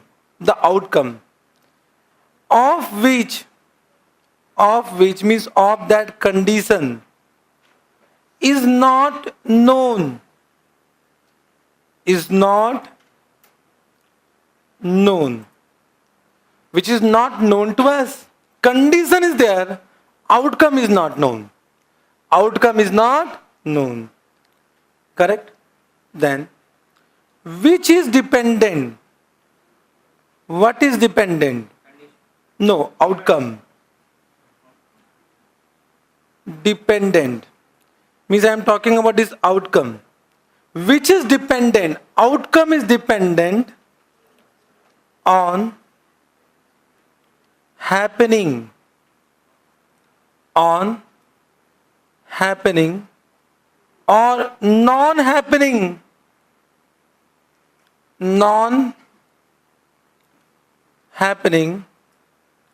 Of uncertain future event. Oh, अच्छा, ये बात. Uncertain future event means that are dependent on future event which is uncertain. Future event is uncertain. Are you getting? Which is, what is? I am talking about now future event which is not within the control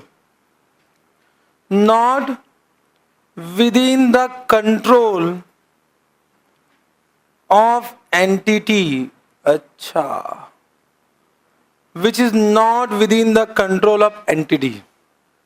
Which is not within the control of entity means entity has no control for that future event.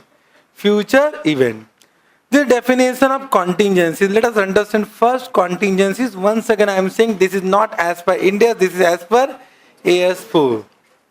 Okay. So contingencies are condition or any situation existing on, means can I say any condition will exist only due to what? Past event. Means can I some past event has already occurred then that condition will arise now. Some past event already occurred. Some past event already occurred, and due to that past event, there is some condition on balance sheet date. On balance sheet date. So we are talking about condition on balance sheet date, not before, not after. There must be condition on which date? When you are preparing your financial statement. Suppose there was past event, there was condition, but that was not existing on balance sheet date. Now it is not a contingencies because already that condition expired. Are you able to understand? So the condition must exist on balance sheet date. Outcome, result, which may be favorable or unfavorable, is not known to us. We don't know what will happen. And that will depend upon happening or non-happening of uncertain future event. Means that future event is uncertain. Whether it will happen or whether it will not happen, that we don't know. And that future event is not under the control of entity. Means they cannot decide that event. That cannot decide that event. Okay? Now I will not go technically. I will take one very simple example which I used to take in IPCC. Which I always take in IPCC. Try to understand this example. You will understand we apply this situation in our life. Means contingencies is not for business, it is for our life, personal life also. Let us take one example. Everyone will concentrate with this example. Okay. The example is like this. This is your what? Your home. Sweet home. And this is what? Your exam center. Whatever exam you will be writing, exam center, and distance is what? Distance is 2 kilometers. And you need to go to this center only by what? Walking. Means you cannot book a car, cab. You have no bike. Your parents are busy. You are without friends. Without friend. And bus strike. Bus strike. All transportation strike. Means you need to go only by what? Walking. You do not have any other option. Can you leave exam? Can you leave exam? But I will go or not? Bolo yes or no? So one condition, you can't take any supportive action. Okay? Now everyone try to understand. But what happened when he was... Everyone please do not respond till I say. Everyone try to... You are ready for what? Ready for what? Going to exam. You are ready. But once you came out of the house, you have seen what? Black. Oh, sorry. Black what? Cloud. And very dark. And wind is also what? Blowing. Oh my God. Black crowd. Right now it is in front. It is what? Above you. The crowd. Are you getting correct? This is the situation. Everyone try to understand this point. What is the condition existing on that day? Black cloud. Existing on that, outcome of which is not known. Whether rain will come or rain will not come. It is not known. That is dependent on happening or non-happening of what? That uncertain future event. And you cannot control that. You cannot control that. Can I say it is a contingency existing on that particular point of time? Bole yes or no? Means now you need to apply what? Whatever. Apply your common sense. Are you able to understand? Now everyone try to understand. You need to go by what? Walking. Everyone try to understand. There can be two circumstances, not more than that. You have Google Baba, you have search, and there was weather forecasting. And they said, high chances of rain. It does not mean rain will come, huh? It does not mean rain will come. They are saying high chances of rain. Are you getting? Have you understood? But if there is a high chances of rain, what you'll do? You will take what? Umbrella. Whether you'll open it and go. You'll take it and keep where? In your bag. Means you have taken a provision. Bolo yes or no? You have taken a provision for what? Future unforeseen circumstances. Oh my God. Are you able to understand? So when there is a high chance of rain, we create provision or not? For our future safety. For our future safety. Are you able to understand? So whenever there is a high chances of loss, high chances of loss, it does not mean rain will come. It does not mean you need to use that umbrella. If the rain will not come, after exam will come to home and will keep it like this only. So when you have created provision, it does not mean you need to use it. You need to create or not. But you should create or not. You should create. This is what provision. See? Everyone try to understand my second point of view. I want a response in this side for this. Second, you have done what? Weather forecasting, Google Baba. Now they are saying less chances of rain because wind is also blowing. So from Hyderabad it will go to Secunderabad. Are you able to understand? Correct? It might happen. It might happen. Less chances of rain in Hyderabad. Can I say it is always advisable to take provision or not? It is always advisable. Means creation of provision is always acceptable. If you are creating provision, no one will say why you have created provision. So if you are creating provision, no one will doubt about you. It is 100% acceptable if you are creating provision in this less chances also. But suppose you do not want to take umbrella, because less chances, everyone, please. You do not want to take umbrella because less chances, na? Bolo yes or no? But it does not mean rain will not come. Google Baba that does not say rain will not come. It said less chances. Means rain might come.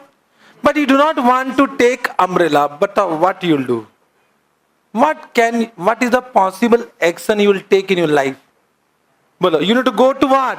Exam center. If rain will come, there is danger now. So some action you need to take or not. But what you will do? Arey Baba, either umbrella or raincoat. Both are same raincoat. Nalayak.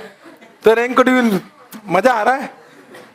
Umbrella and raincoat are same. Apart from this. You do not want to create any provision. I said it is always acceptable if you are creating provision. Bolo yes or no? Even though in this situation, if you are creating provision, whether someone say, why you have taken umbrella? Less chance, it is always advisable. But if you are not creating provision, can I say you will disclose this information to your parent or friend ki whenever rain come, please come to help? Bolo yes or no? No, parent is there na?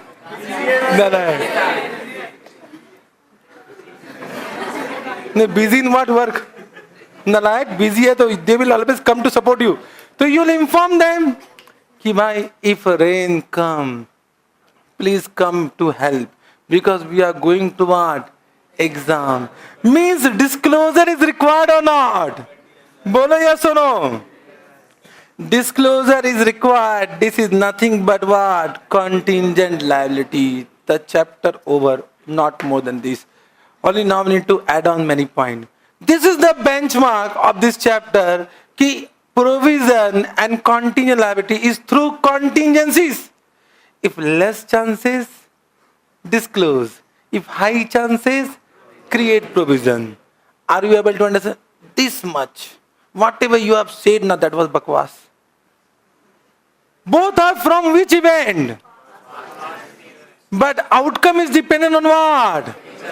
Uncertain future event. The provision is also from past event. Outcome is dependent on uncertain future event. Contingent liability is also due to what? And outcome is dependent on what? Uncertain future event. But one is what? Less. One is what? High. Means more than 50% will say what? High. Less than 50% will say what? Low. Bas. Have you understood this point? Bolo. Now it means everyone. Now you can start writing. Means can I say, shh, please. Wait. Here to no, please. Here no talking. Concentration level बहुत कम हो जाता है. I am disturbed because I also require concentration ना. मैं घर से याद करके थोड़ा आता. I require concentration about it, and if you talk, I will think about you only. What you are talking? Are you getting? What type of talk is going on? Please don't talk. Contingencies. Can I say any contingencies may give to either favorable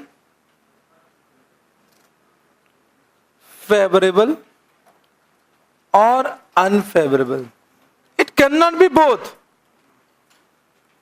It cannot be both. Either it will be favorable or it will be what? Unfavorable. Are you getting what I am saying? It cannot be both. Means either there will be gain or there will be what? Loss. Can I say if it is favorable, to batao, as per conservatism, should we recognize it? No. Any expected gain should not be anticipated. So this situation is known as contingent asset. We call it contingent asset. And as per AS 29, not as per Ind AS 37. We'll discuss Ind AS 37. As per AS 29, no treatment required. No treatment, if you remember. No treatment as per what? AS 29. Correct? Any doubt? Okay. Have you understood? Now, unfavorable means loss. Loss. So what AS4 says? Yeah, AS29 says, if it is highly probable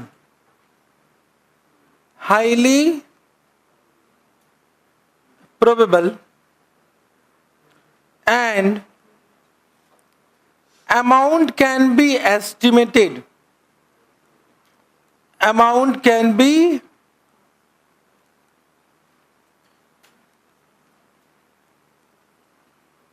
then what?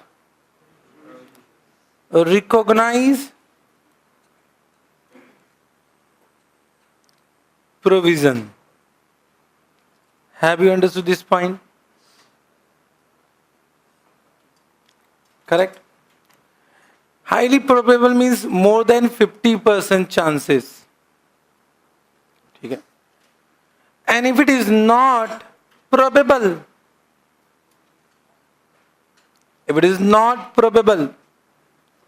means less than what?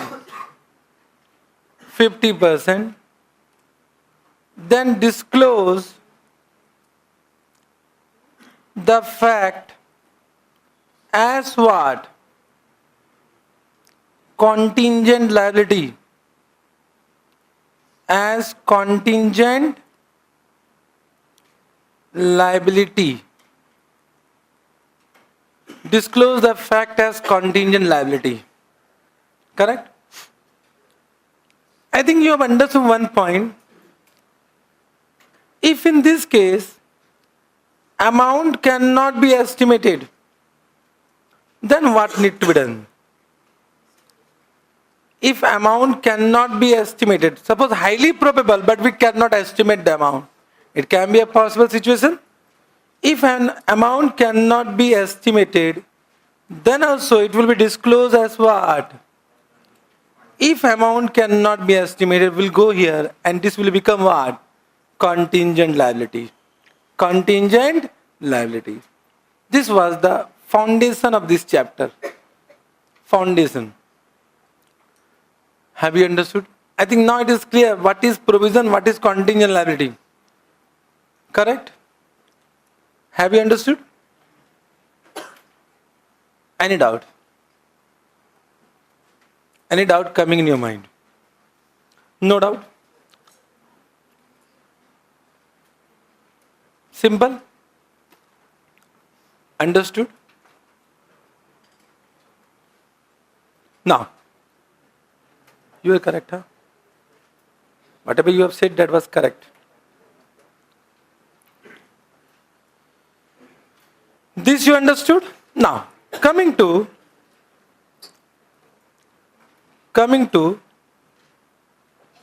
return now. Bolo.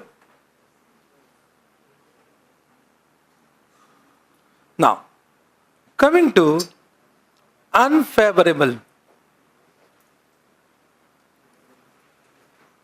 Unfavorable means, can I say, I can say expected loss due to what? Past event. Can I write down this way? Expected loss due to past event. Correct? Now, these loss are of two types. Unfavorable. Now I am talking about unfavorable situation. One is loss which is due to decline in the value of asset. Decline in the value of asset. One is due to outflow of resource. Outflow of resource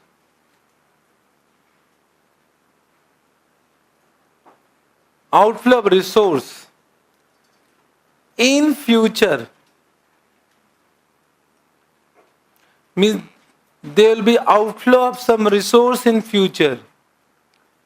And one is what? Decline in the value of asset. Both are loss. Means expected loss which will decrease the value of what? Asset. Expected loss which will create some outflow of resource in future. Okay? So can you say, when I'm saying outflow of resource, means this is a liability? Bolo yes or no? Now I need to define liability, but I'll not go to technical meaning. You know, obligation to pay is what? So if there is some outflow of resource, there is some obligation to pay. Correct? So whenever there is an outflow of resource, we call it what? Liability. But whether this is a liability, decline in the value of asset. For example, you created provision for doubtful debt. Whether there is an obligation of outflow of resource, no, so it is not a liability. You have created provision for doubtful debt, but it is not a liability. Are you able to understand? So any decline in the value of asset is not a liability. Correct? Not a liability. Means these are mere adjustment to what? Adjustment to assets, which is known as impairment loss. Which is known as impairment loss. Impairment loss, which is not covered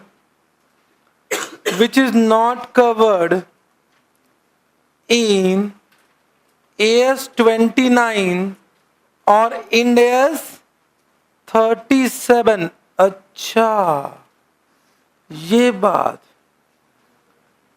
means any decline in the value of asset is not a liability. So it is not covered in what? Ind AS 37. Why? Because Ind AS 37 says provisions are liability. Oh my God. Provisions are liability. Oh my God. Means only liabilities are covered where? Under Ind AS 37 or AS 29. Are you able to understand? The provisions are liability.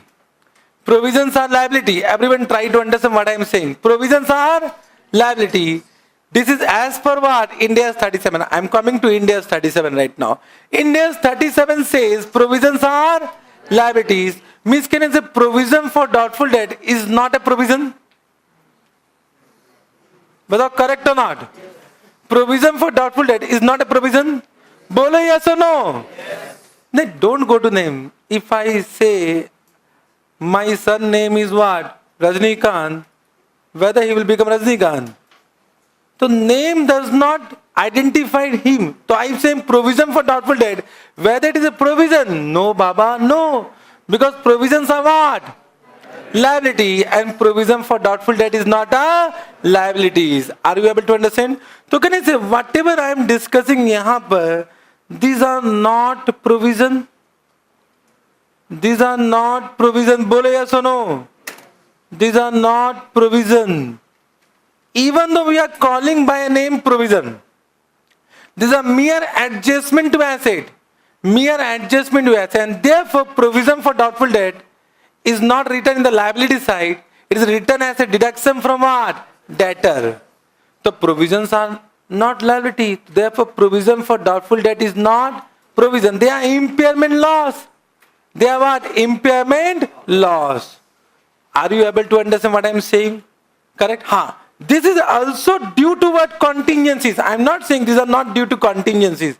But whatever you are writing due to contingencies are not provision. Are not provision. Are you able to understand? Means some example. Can I say inventory? But the inventory is an asset, and we measure inventory at what? Cost price or NRV, whichever is lower. There is nothing but impairment. We have done impairment as per AS2. Means the impairment loss of inventory is covered in AS2, not in AS29. Are you getting what I am saying? So for impairment loss, we have respective AS and respective Ind AS. Are you able to understand? So inventory is covered in AS2 or Ind AS2. Similarly, we say PP. PP is nothing but tangible asset. PP means what? Property, plant and equipment. It means tangible asset. Are you getting? The impairment loss of PP is covered where? In AS 28. You have not done. And in AS 36. In AS 36. Impairment of asset. Then there is intangible asset. This is also covered in AS 28 and in AS 36. In AS 36. Are you able to understand?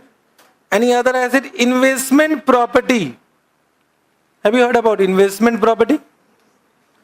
Investment property.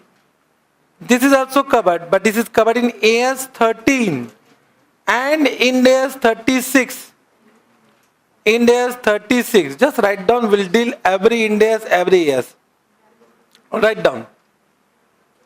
Correct? Investment property. Then what? We have other investment. Other investment apart from investment property. This is also covered in AS 13 but Ind AS 109. Ind AS 109. We need to discuss this all point in respective Ind AS. Are you agreeing? Then we have debtor means receivable. Receivable. There is no particular accounting standard, but we have what? Ind AS 109. For provision for doubtful debt, we do not have any particular accounting standard. We do not have particular accounting standard, but we have Ind AS 109. Because there was no particular accounting standard, therefore we used to create provision as per AS4. As per AS4. But there was no particular accounting standard for receivable. Understood? No, impairment I am saying. Impairment is covered in Ind AS 36. Impairment. Understood? Correct? So can I say these are not covered in Ind AS 37? Because they have respective Ind AS for their impairment. So what I am saying, any impairment loss is not a provision. Why? Because they are not liability. The provision for doubtful debt, if somebody asks you whether it is a provision, your answer is what? No. You need to explain them that by provision means liability and this is not a liability. Understood this point? Correct. Can I ask one question? Let's see how much you are concentrating. This much written? I started with contingencies. I have discussed contingent asset, then provision, contingent liability. Then I have discussed what can be the unfavorable loss. It can be two type: decline in the value of asset and outflow of resource. So you have understood in the next chapter, Ind AS 37, will be concentrating only on what? This part. Will not be concentrating on this part because for this we have respective Ind AS. Chalo. This you understood? Correct. Listen my question and give appropriate answer. Have you heard about provision for depreciation? Provision for depreciation. Anyone who don't know this account, provision for depreciation? Everyone know? Batao. Well,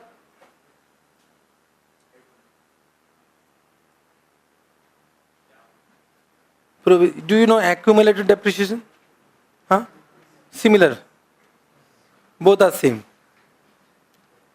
Now, my question to you all, whether provision for depreciation will come in this category or this category? Means A or B? A category or B category? A. Everyone saying A. Bolo yes or no? Yes. For the first time, everyone has given wrong answer.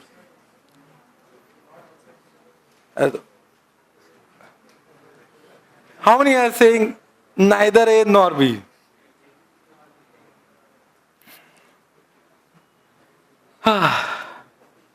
Don't go what I have written. Think and say. Think and say. Provision for depreciation is not an impairment loss. My question to you all, whether depreciation you do due to conservatism? Whether depreciation is due to conservatism or matching concept? Oh my God! That is not conservatism. Depreciation is not related to conservatism.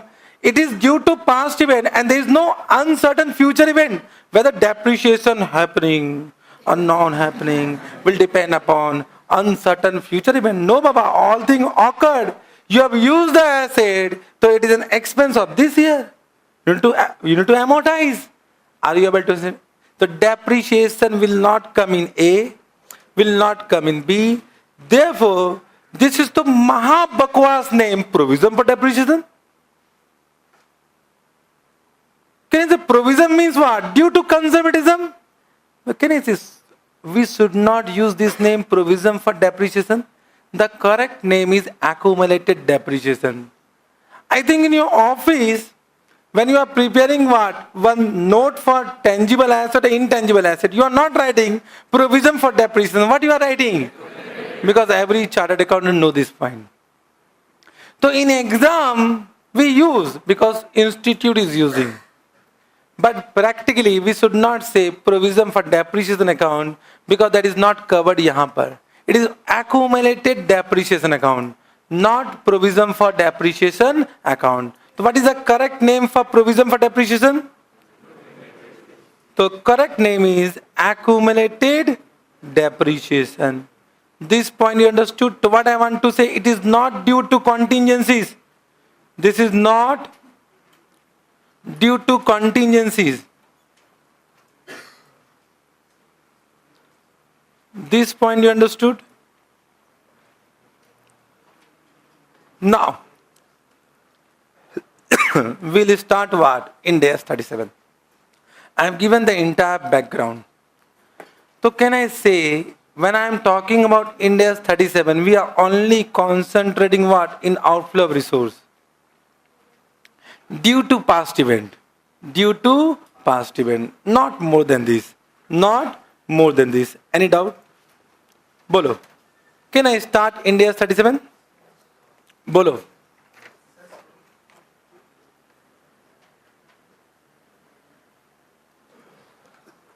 Sorry. Any doubt? Any doubt coming in your mind need to be asked. You can raise your hand, I will see you, then I will only come to you. Understood? So only the background till now I have given. Now we'll enter into Ind AS 37. Okay? We'll do the technical meaning of provision. Technical meaning of provision. So then why provision for expenses are shown on the other expenses, not on the provisions in presentation? Provision, what is your doubt? So basically provision for expenses. No. Try to understand. You have past month journal entry. This is what? Not a doubt of this chapter. This is doubt of presentation.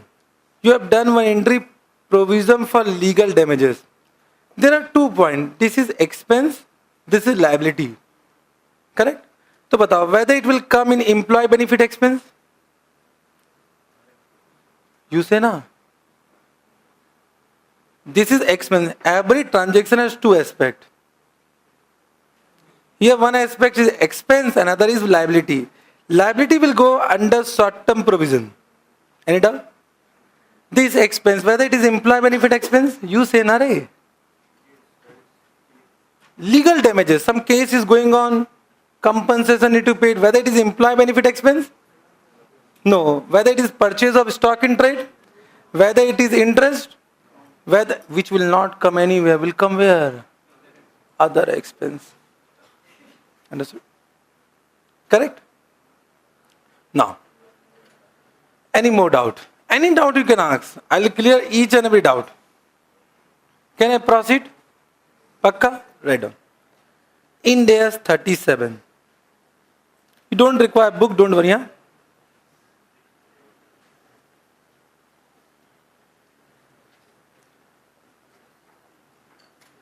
Ind AS 37. First point, provisions. Today we'll do only provisions.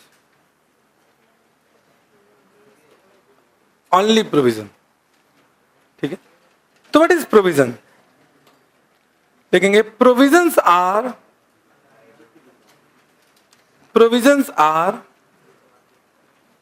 now I am not asking you, okay? Your chance is gone. Provisions are liability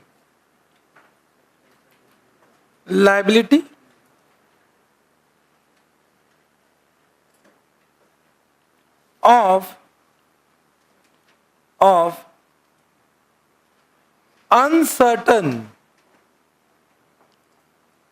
uncertain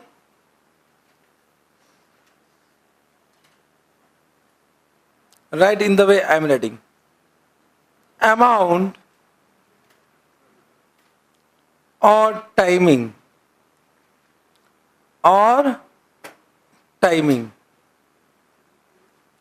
uncertain amount or timing. The provisions are liability of uncertain amount or timing. Means either amount is uncertain or the settlement timing is uncertain. When to pay, that is not known.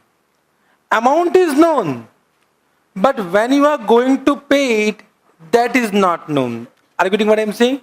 So either of these, if it is uncertain, it become a provision. It become a provision. For example, you have done journal entry of rent outstanding. So rent outstanding also we provide in our books of account. We say provide rent outstanding. Provide means record. Are you getting? Provide means record. But when you record rent outstanding, whether you know the amount, bole yes or no? Whether you know the timing, when to pay, yes. Therefore, it is not a provision. It is a liability, but not a provision. So provisions are liability with uncertain amount or timing. Either you don't know the amount or you don't know the timing of payment, timing of settlement. Are you getting what I am saying? Means can I say all provisions are liability, but all liabilities are not provision. All liabilities are not provision. Means and whenever there is uncertainty, it means some estimation is required. Some estimation is required. You are looking at which can be measured. Which can be measured. Which can be measured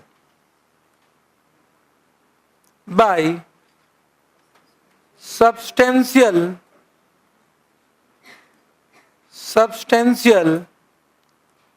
degree of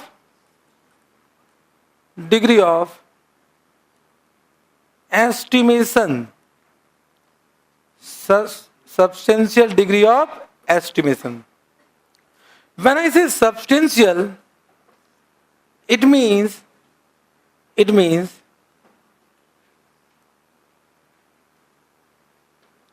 I will say approximate. We want approximate amount, not correct amount, but approximate amount as per current condition.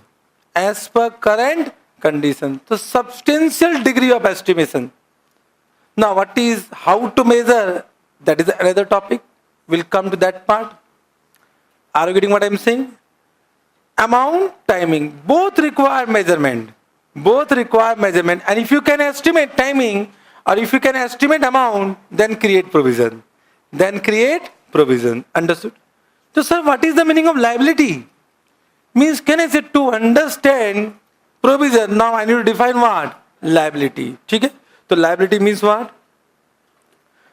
Liability means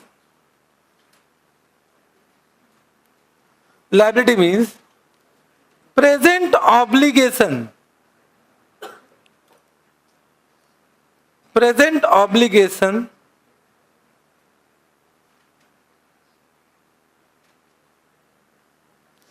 arising from what?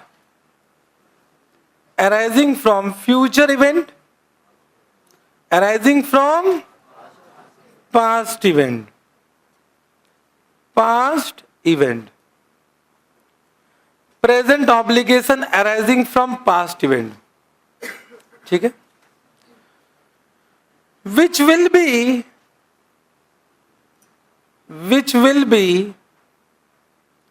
settled. Which will be settled through what?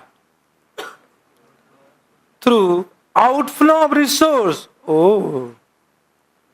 Outflow of resource.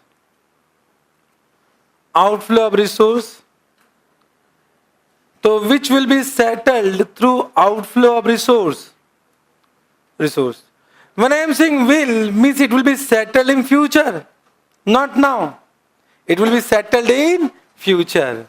So which will be settled through outflow of resource. When I say outflow of resource, it means either what? What? Decrease in cash. Decrease in cash. Correct? Bolo. Decrease in cash or decrease in any other asset. Any other asset. Decrease in other asset, write down. Other asset. outflow of resource. Correct? So simple meaning, present obligation from past event which will be settled through outflow of resource. Coming to this definition, before that, everyone try to understand. When I say redeemable preferences, you know redeemable preferences? But whether it is a liability, it will be an equity. It will be a liability or equity? Liability. Means you can see it is an obligation arising from past event which will be settled. Redeemable preferences, it is a liability. But where we are writing? In equity. Hence wrong. Our presentation is wrong. Bolo yes or no? Whatever format you have done, you write down under share capital, not liability. You are writing where? Share capital. Can I say our presentation is wrong? This will be rectified in Ind AS. Ind AS says redeemable preference is a liability. Write down where? In liability, not in equity. Not in equity. We'll do in some other Ind AS. But meaning is covered or not? For example, convertible debentures. Convertible debentures, but the convertible which will be converted into equity shares, whether there any outflow of resource? No outflow of resource. Means convertible debenture is not a liability. Oh my God. Oh my God. Bolo yes or no? Convertible debentures is not a liability. Therefore, it should not be written where? In liability. Where we should write down, we'll understand. Not now.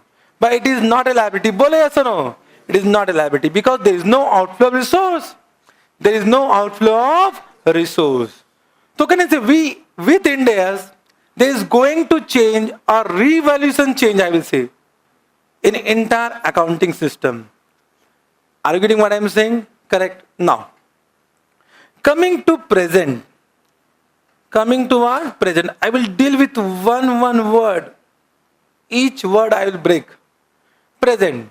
Means one thing is clear that all obligations are not present obligation.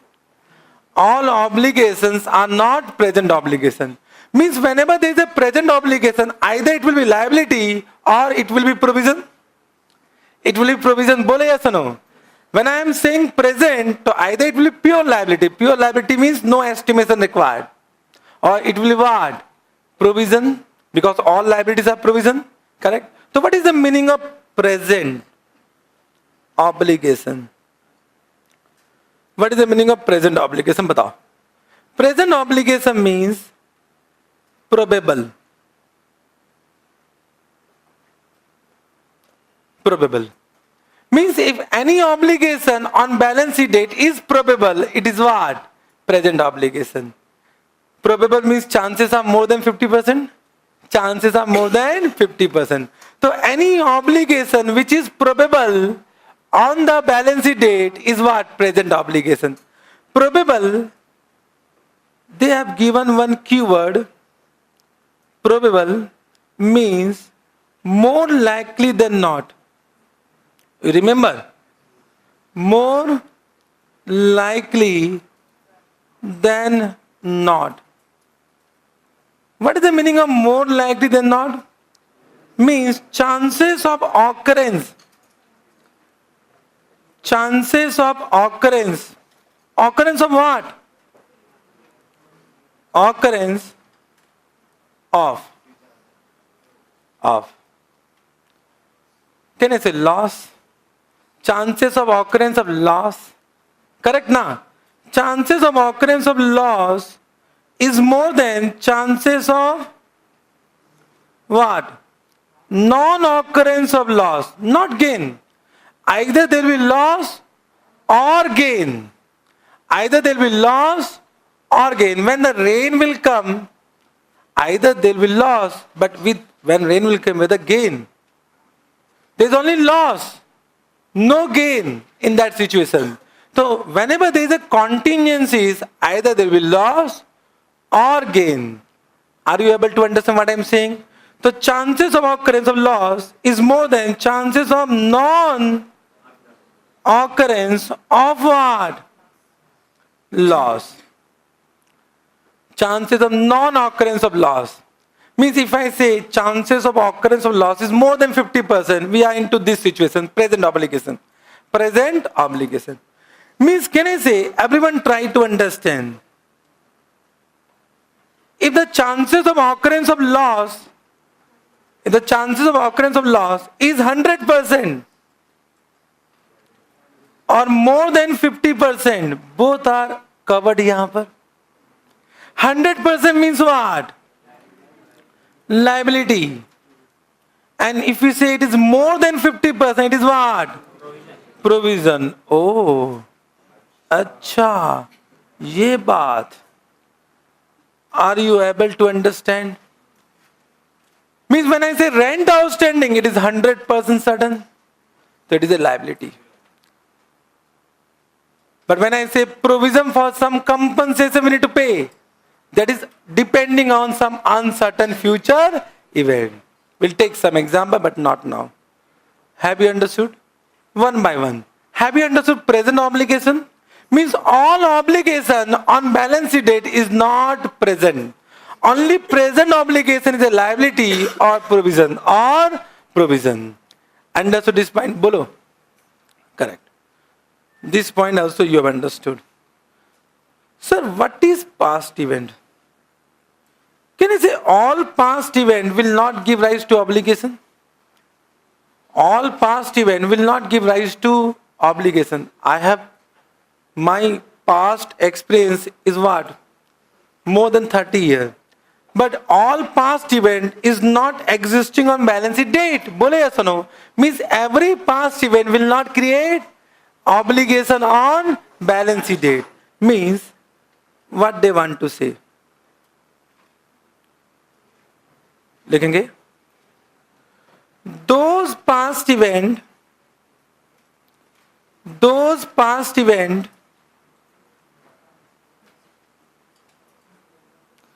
which create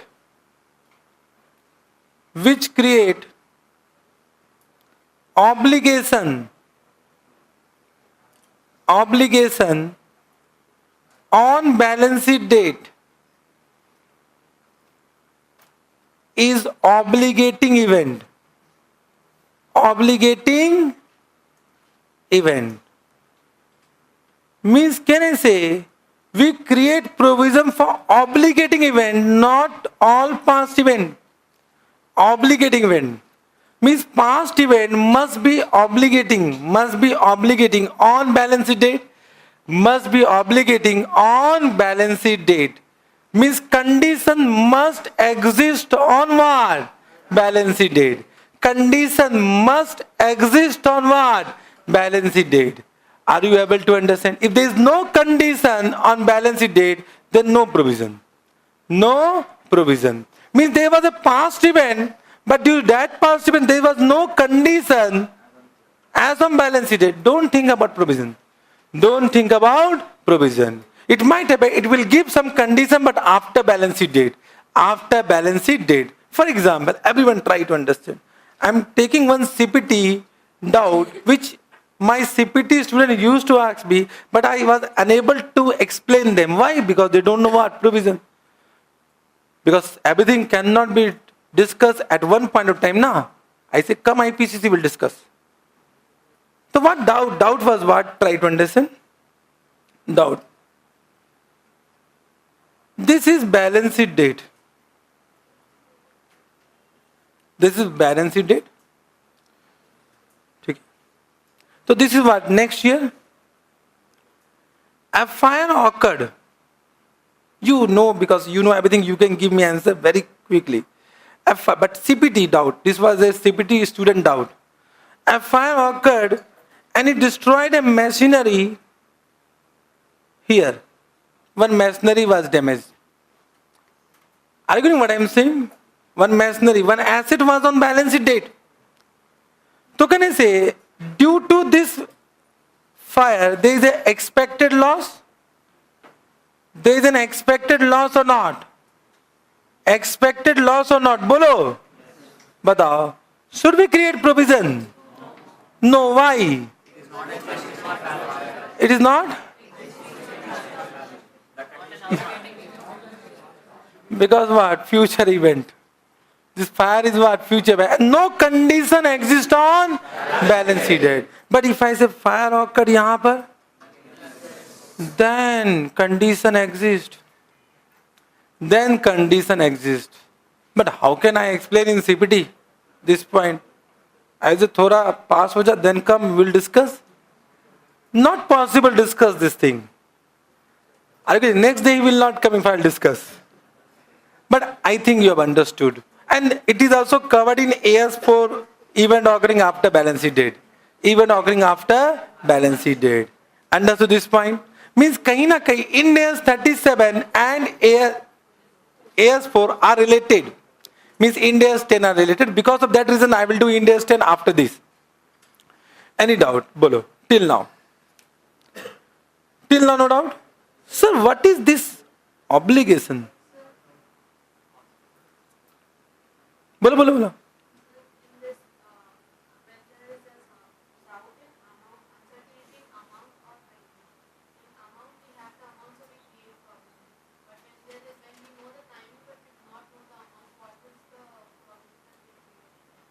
You don't know the amount. We know the timing. To estimate amount. How to estimate? That will be our fourth point. Okay? We need to wait for that. Measurement we'll discuss. That is another topic.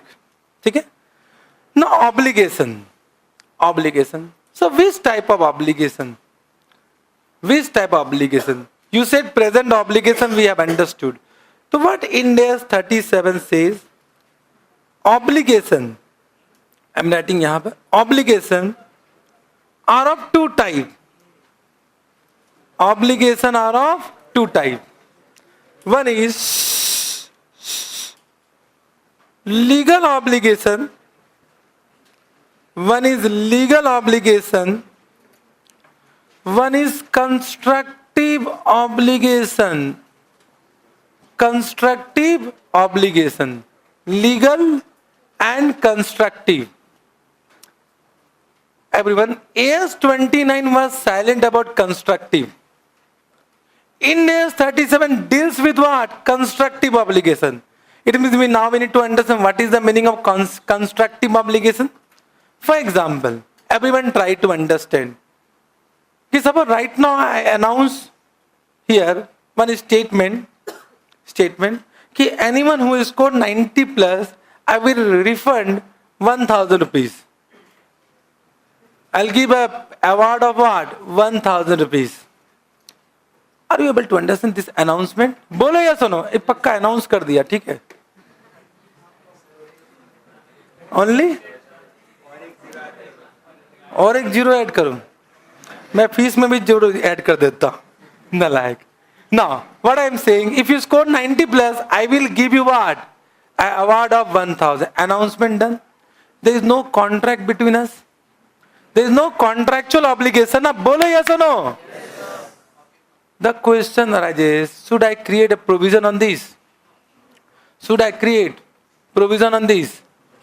I have given a statement. Bolo yes or no? Should I create a provision? Because of course it is an event already I have announced. And when you will pass, uncertain. No, uncertain not about pass. You are certain you will pass. But 90 plus is uncertain. Okay, passing is certain. Don't take me wrong. 100% you will pass. But 90% or 90 plus or less than 90. That is uncertain. Nah. Some of the students might got what? 90 plus. So I need to pay when this event occur or not. Right now uncertain future event or not. Yes. Means definition satisfied. It is not a legal obligation but it is a constructive obligation. Should I create a provision? Ind AS 37 says yes. You should create a provision on this also.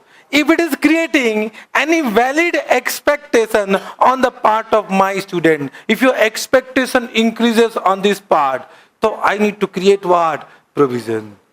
If I announce, every day I am saying I'll pay, but I am not paying. So it is not creating any valid expectation on your part. Are you getting what I am saying? But if it is creating any valid expectation, it becomes a constructive obligation. Create provision. Create provision. Means you can understand to which way we are going. Suppose I have a policy of refund to dissatisfied customer, but in invoice it was not written. I have a policy to refund in my class, no? Huh? So if I have a policy of what? Any dissatisfied customer refund policy I have, but I have not written in invoice, but in my website it was written. So can I say you came to me because of that statement? Bolo yes or no? You came to me because of that statement. But I have created a valid expectation or not? Yes. Create provision for that refund if you can estimate. If you can estimate. This is constructive obligation. Means create provision for legal obligation as well as what? Constructive obligation. Sales return policy. If contractual agreement then okay, but sales return no contractual agreement. Whether we should create a provision of sales return? Yes, because it will come under what? Constructive obligation. So what is the meaning of constructive obligation that we need to understand? First, what is legal obligation? Legal obligation arises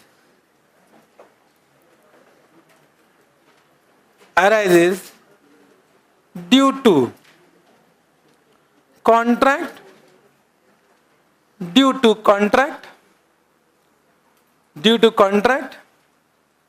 or due to any legislation, means law.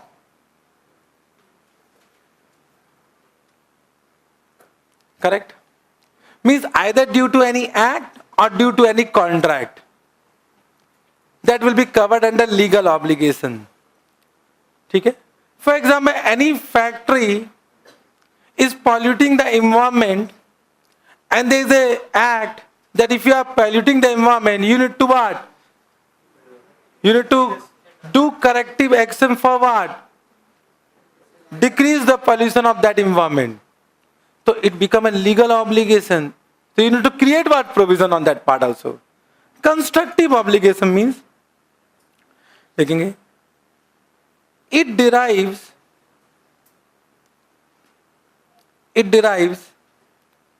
from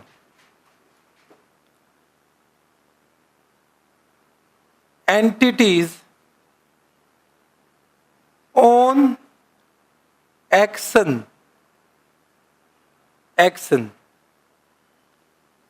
It may be due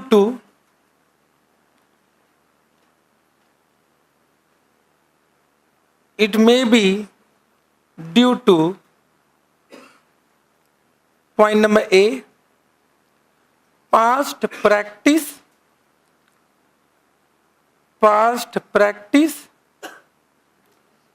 Point number B,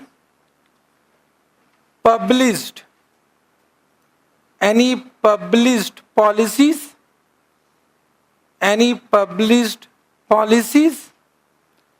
or point number C, any specific statement, means announcement, any specific statement. So this may arise due to either past practice or due to any published policy, either in website or anywhere else, notice board, etc.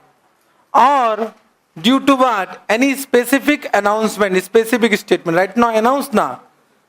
Even though not written somewhere, but this will be also considered constructive obligation when? Look, which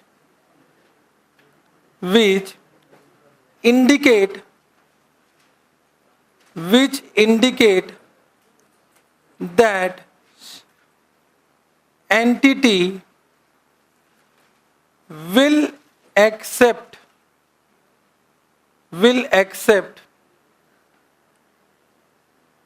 responsibility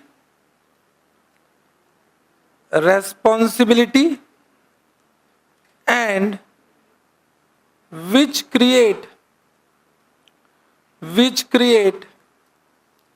a valid expectation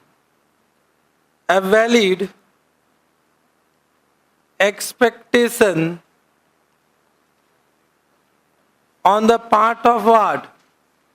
Other party. On the part of other party. So this is the keyword. Keyword is what? Which will create valid expectation on the part of other party.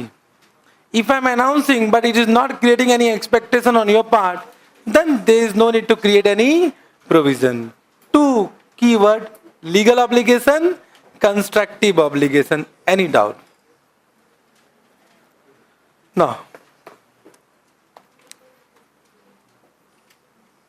What I am saying, everyone? Done. Today this much only. But the provision means what? A liability of uncertain amount or timing. Liability means what? Present obligation arising from past event which will be settled through outflow of resource. What is the meaning of present obligation? More likely than not means chances of occurrence of loss is more than chances of occurrence of non-occurrence of loss. Okay? What are the two obligations? Legal obligation, constructive obligation. Legal obligation means arises due to contract or any other legislation. Constructive obligation means it is derived from entities' own actions, either due to past practice or what? Published policies or specific statement which indicate what? The entity's responsibility and which create what? Valid expectation on the part of other party. Now everyone, from exam point of view, if they ask question on constructive obligation and if you write yes it is a constructive obligation will create a provision, they will give anda. You write down this keyword. Till you write this keyword, whatever write I am giving note, they will not give any marks. Means you are writing yes it is a constructive obligation will create provision. They will give marks but less than 50%. And less than 50% means chances of fail is what? High. So means whatever note I am giving, that much you need to write down in your exam. Okay? Okay? For today, thank you very much. We will meet tomorrow.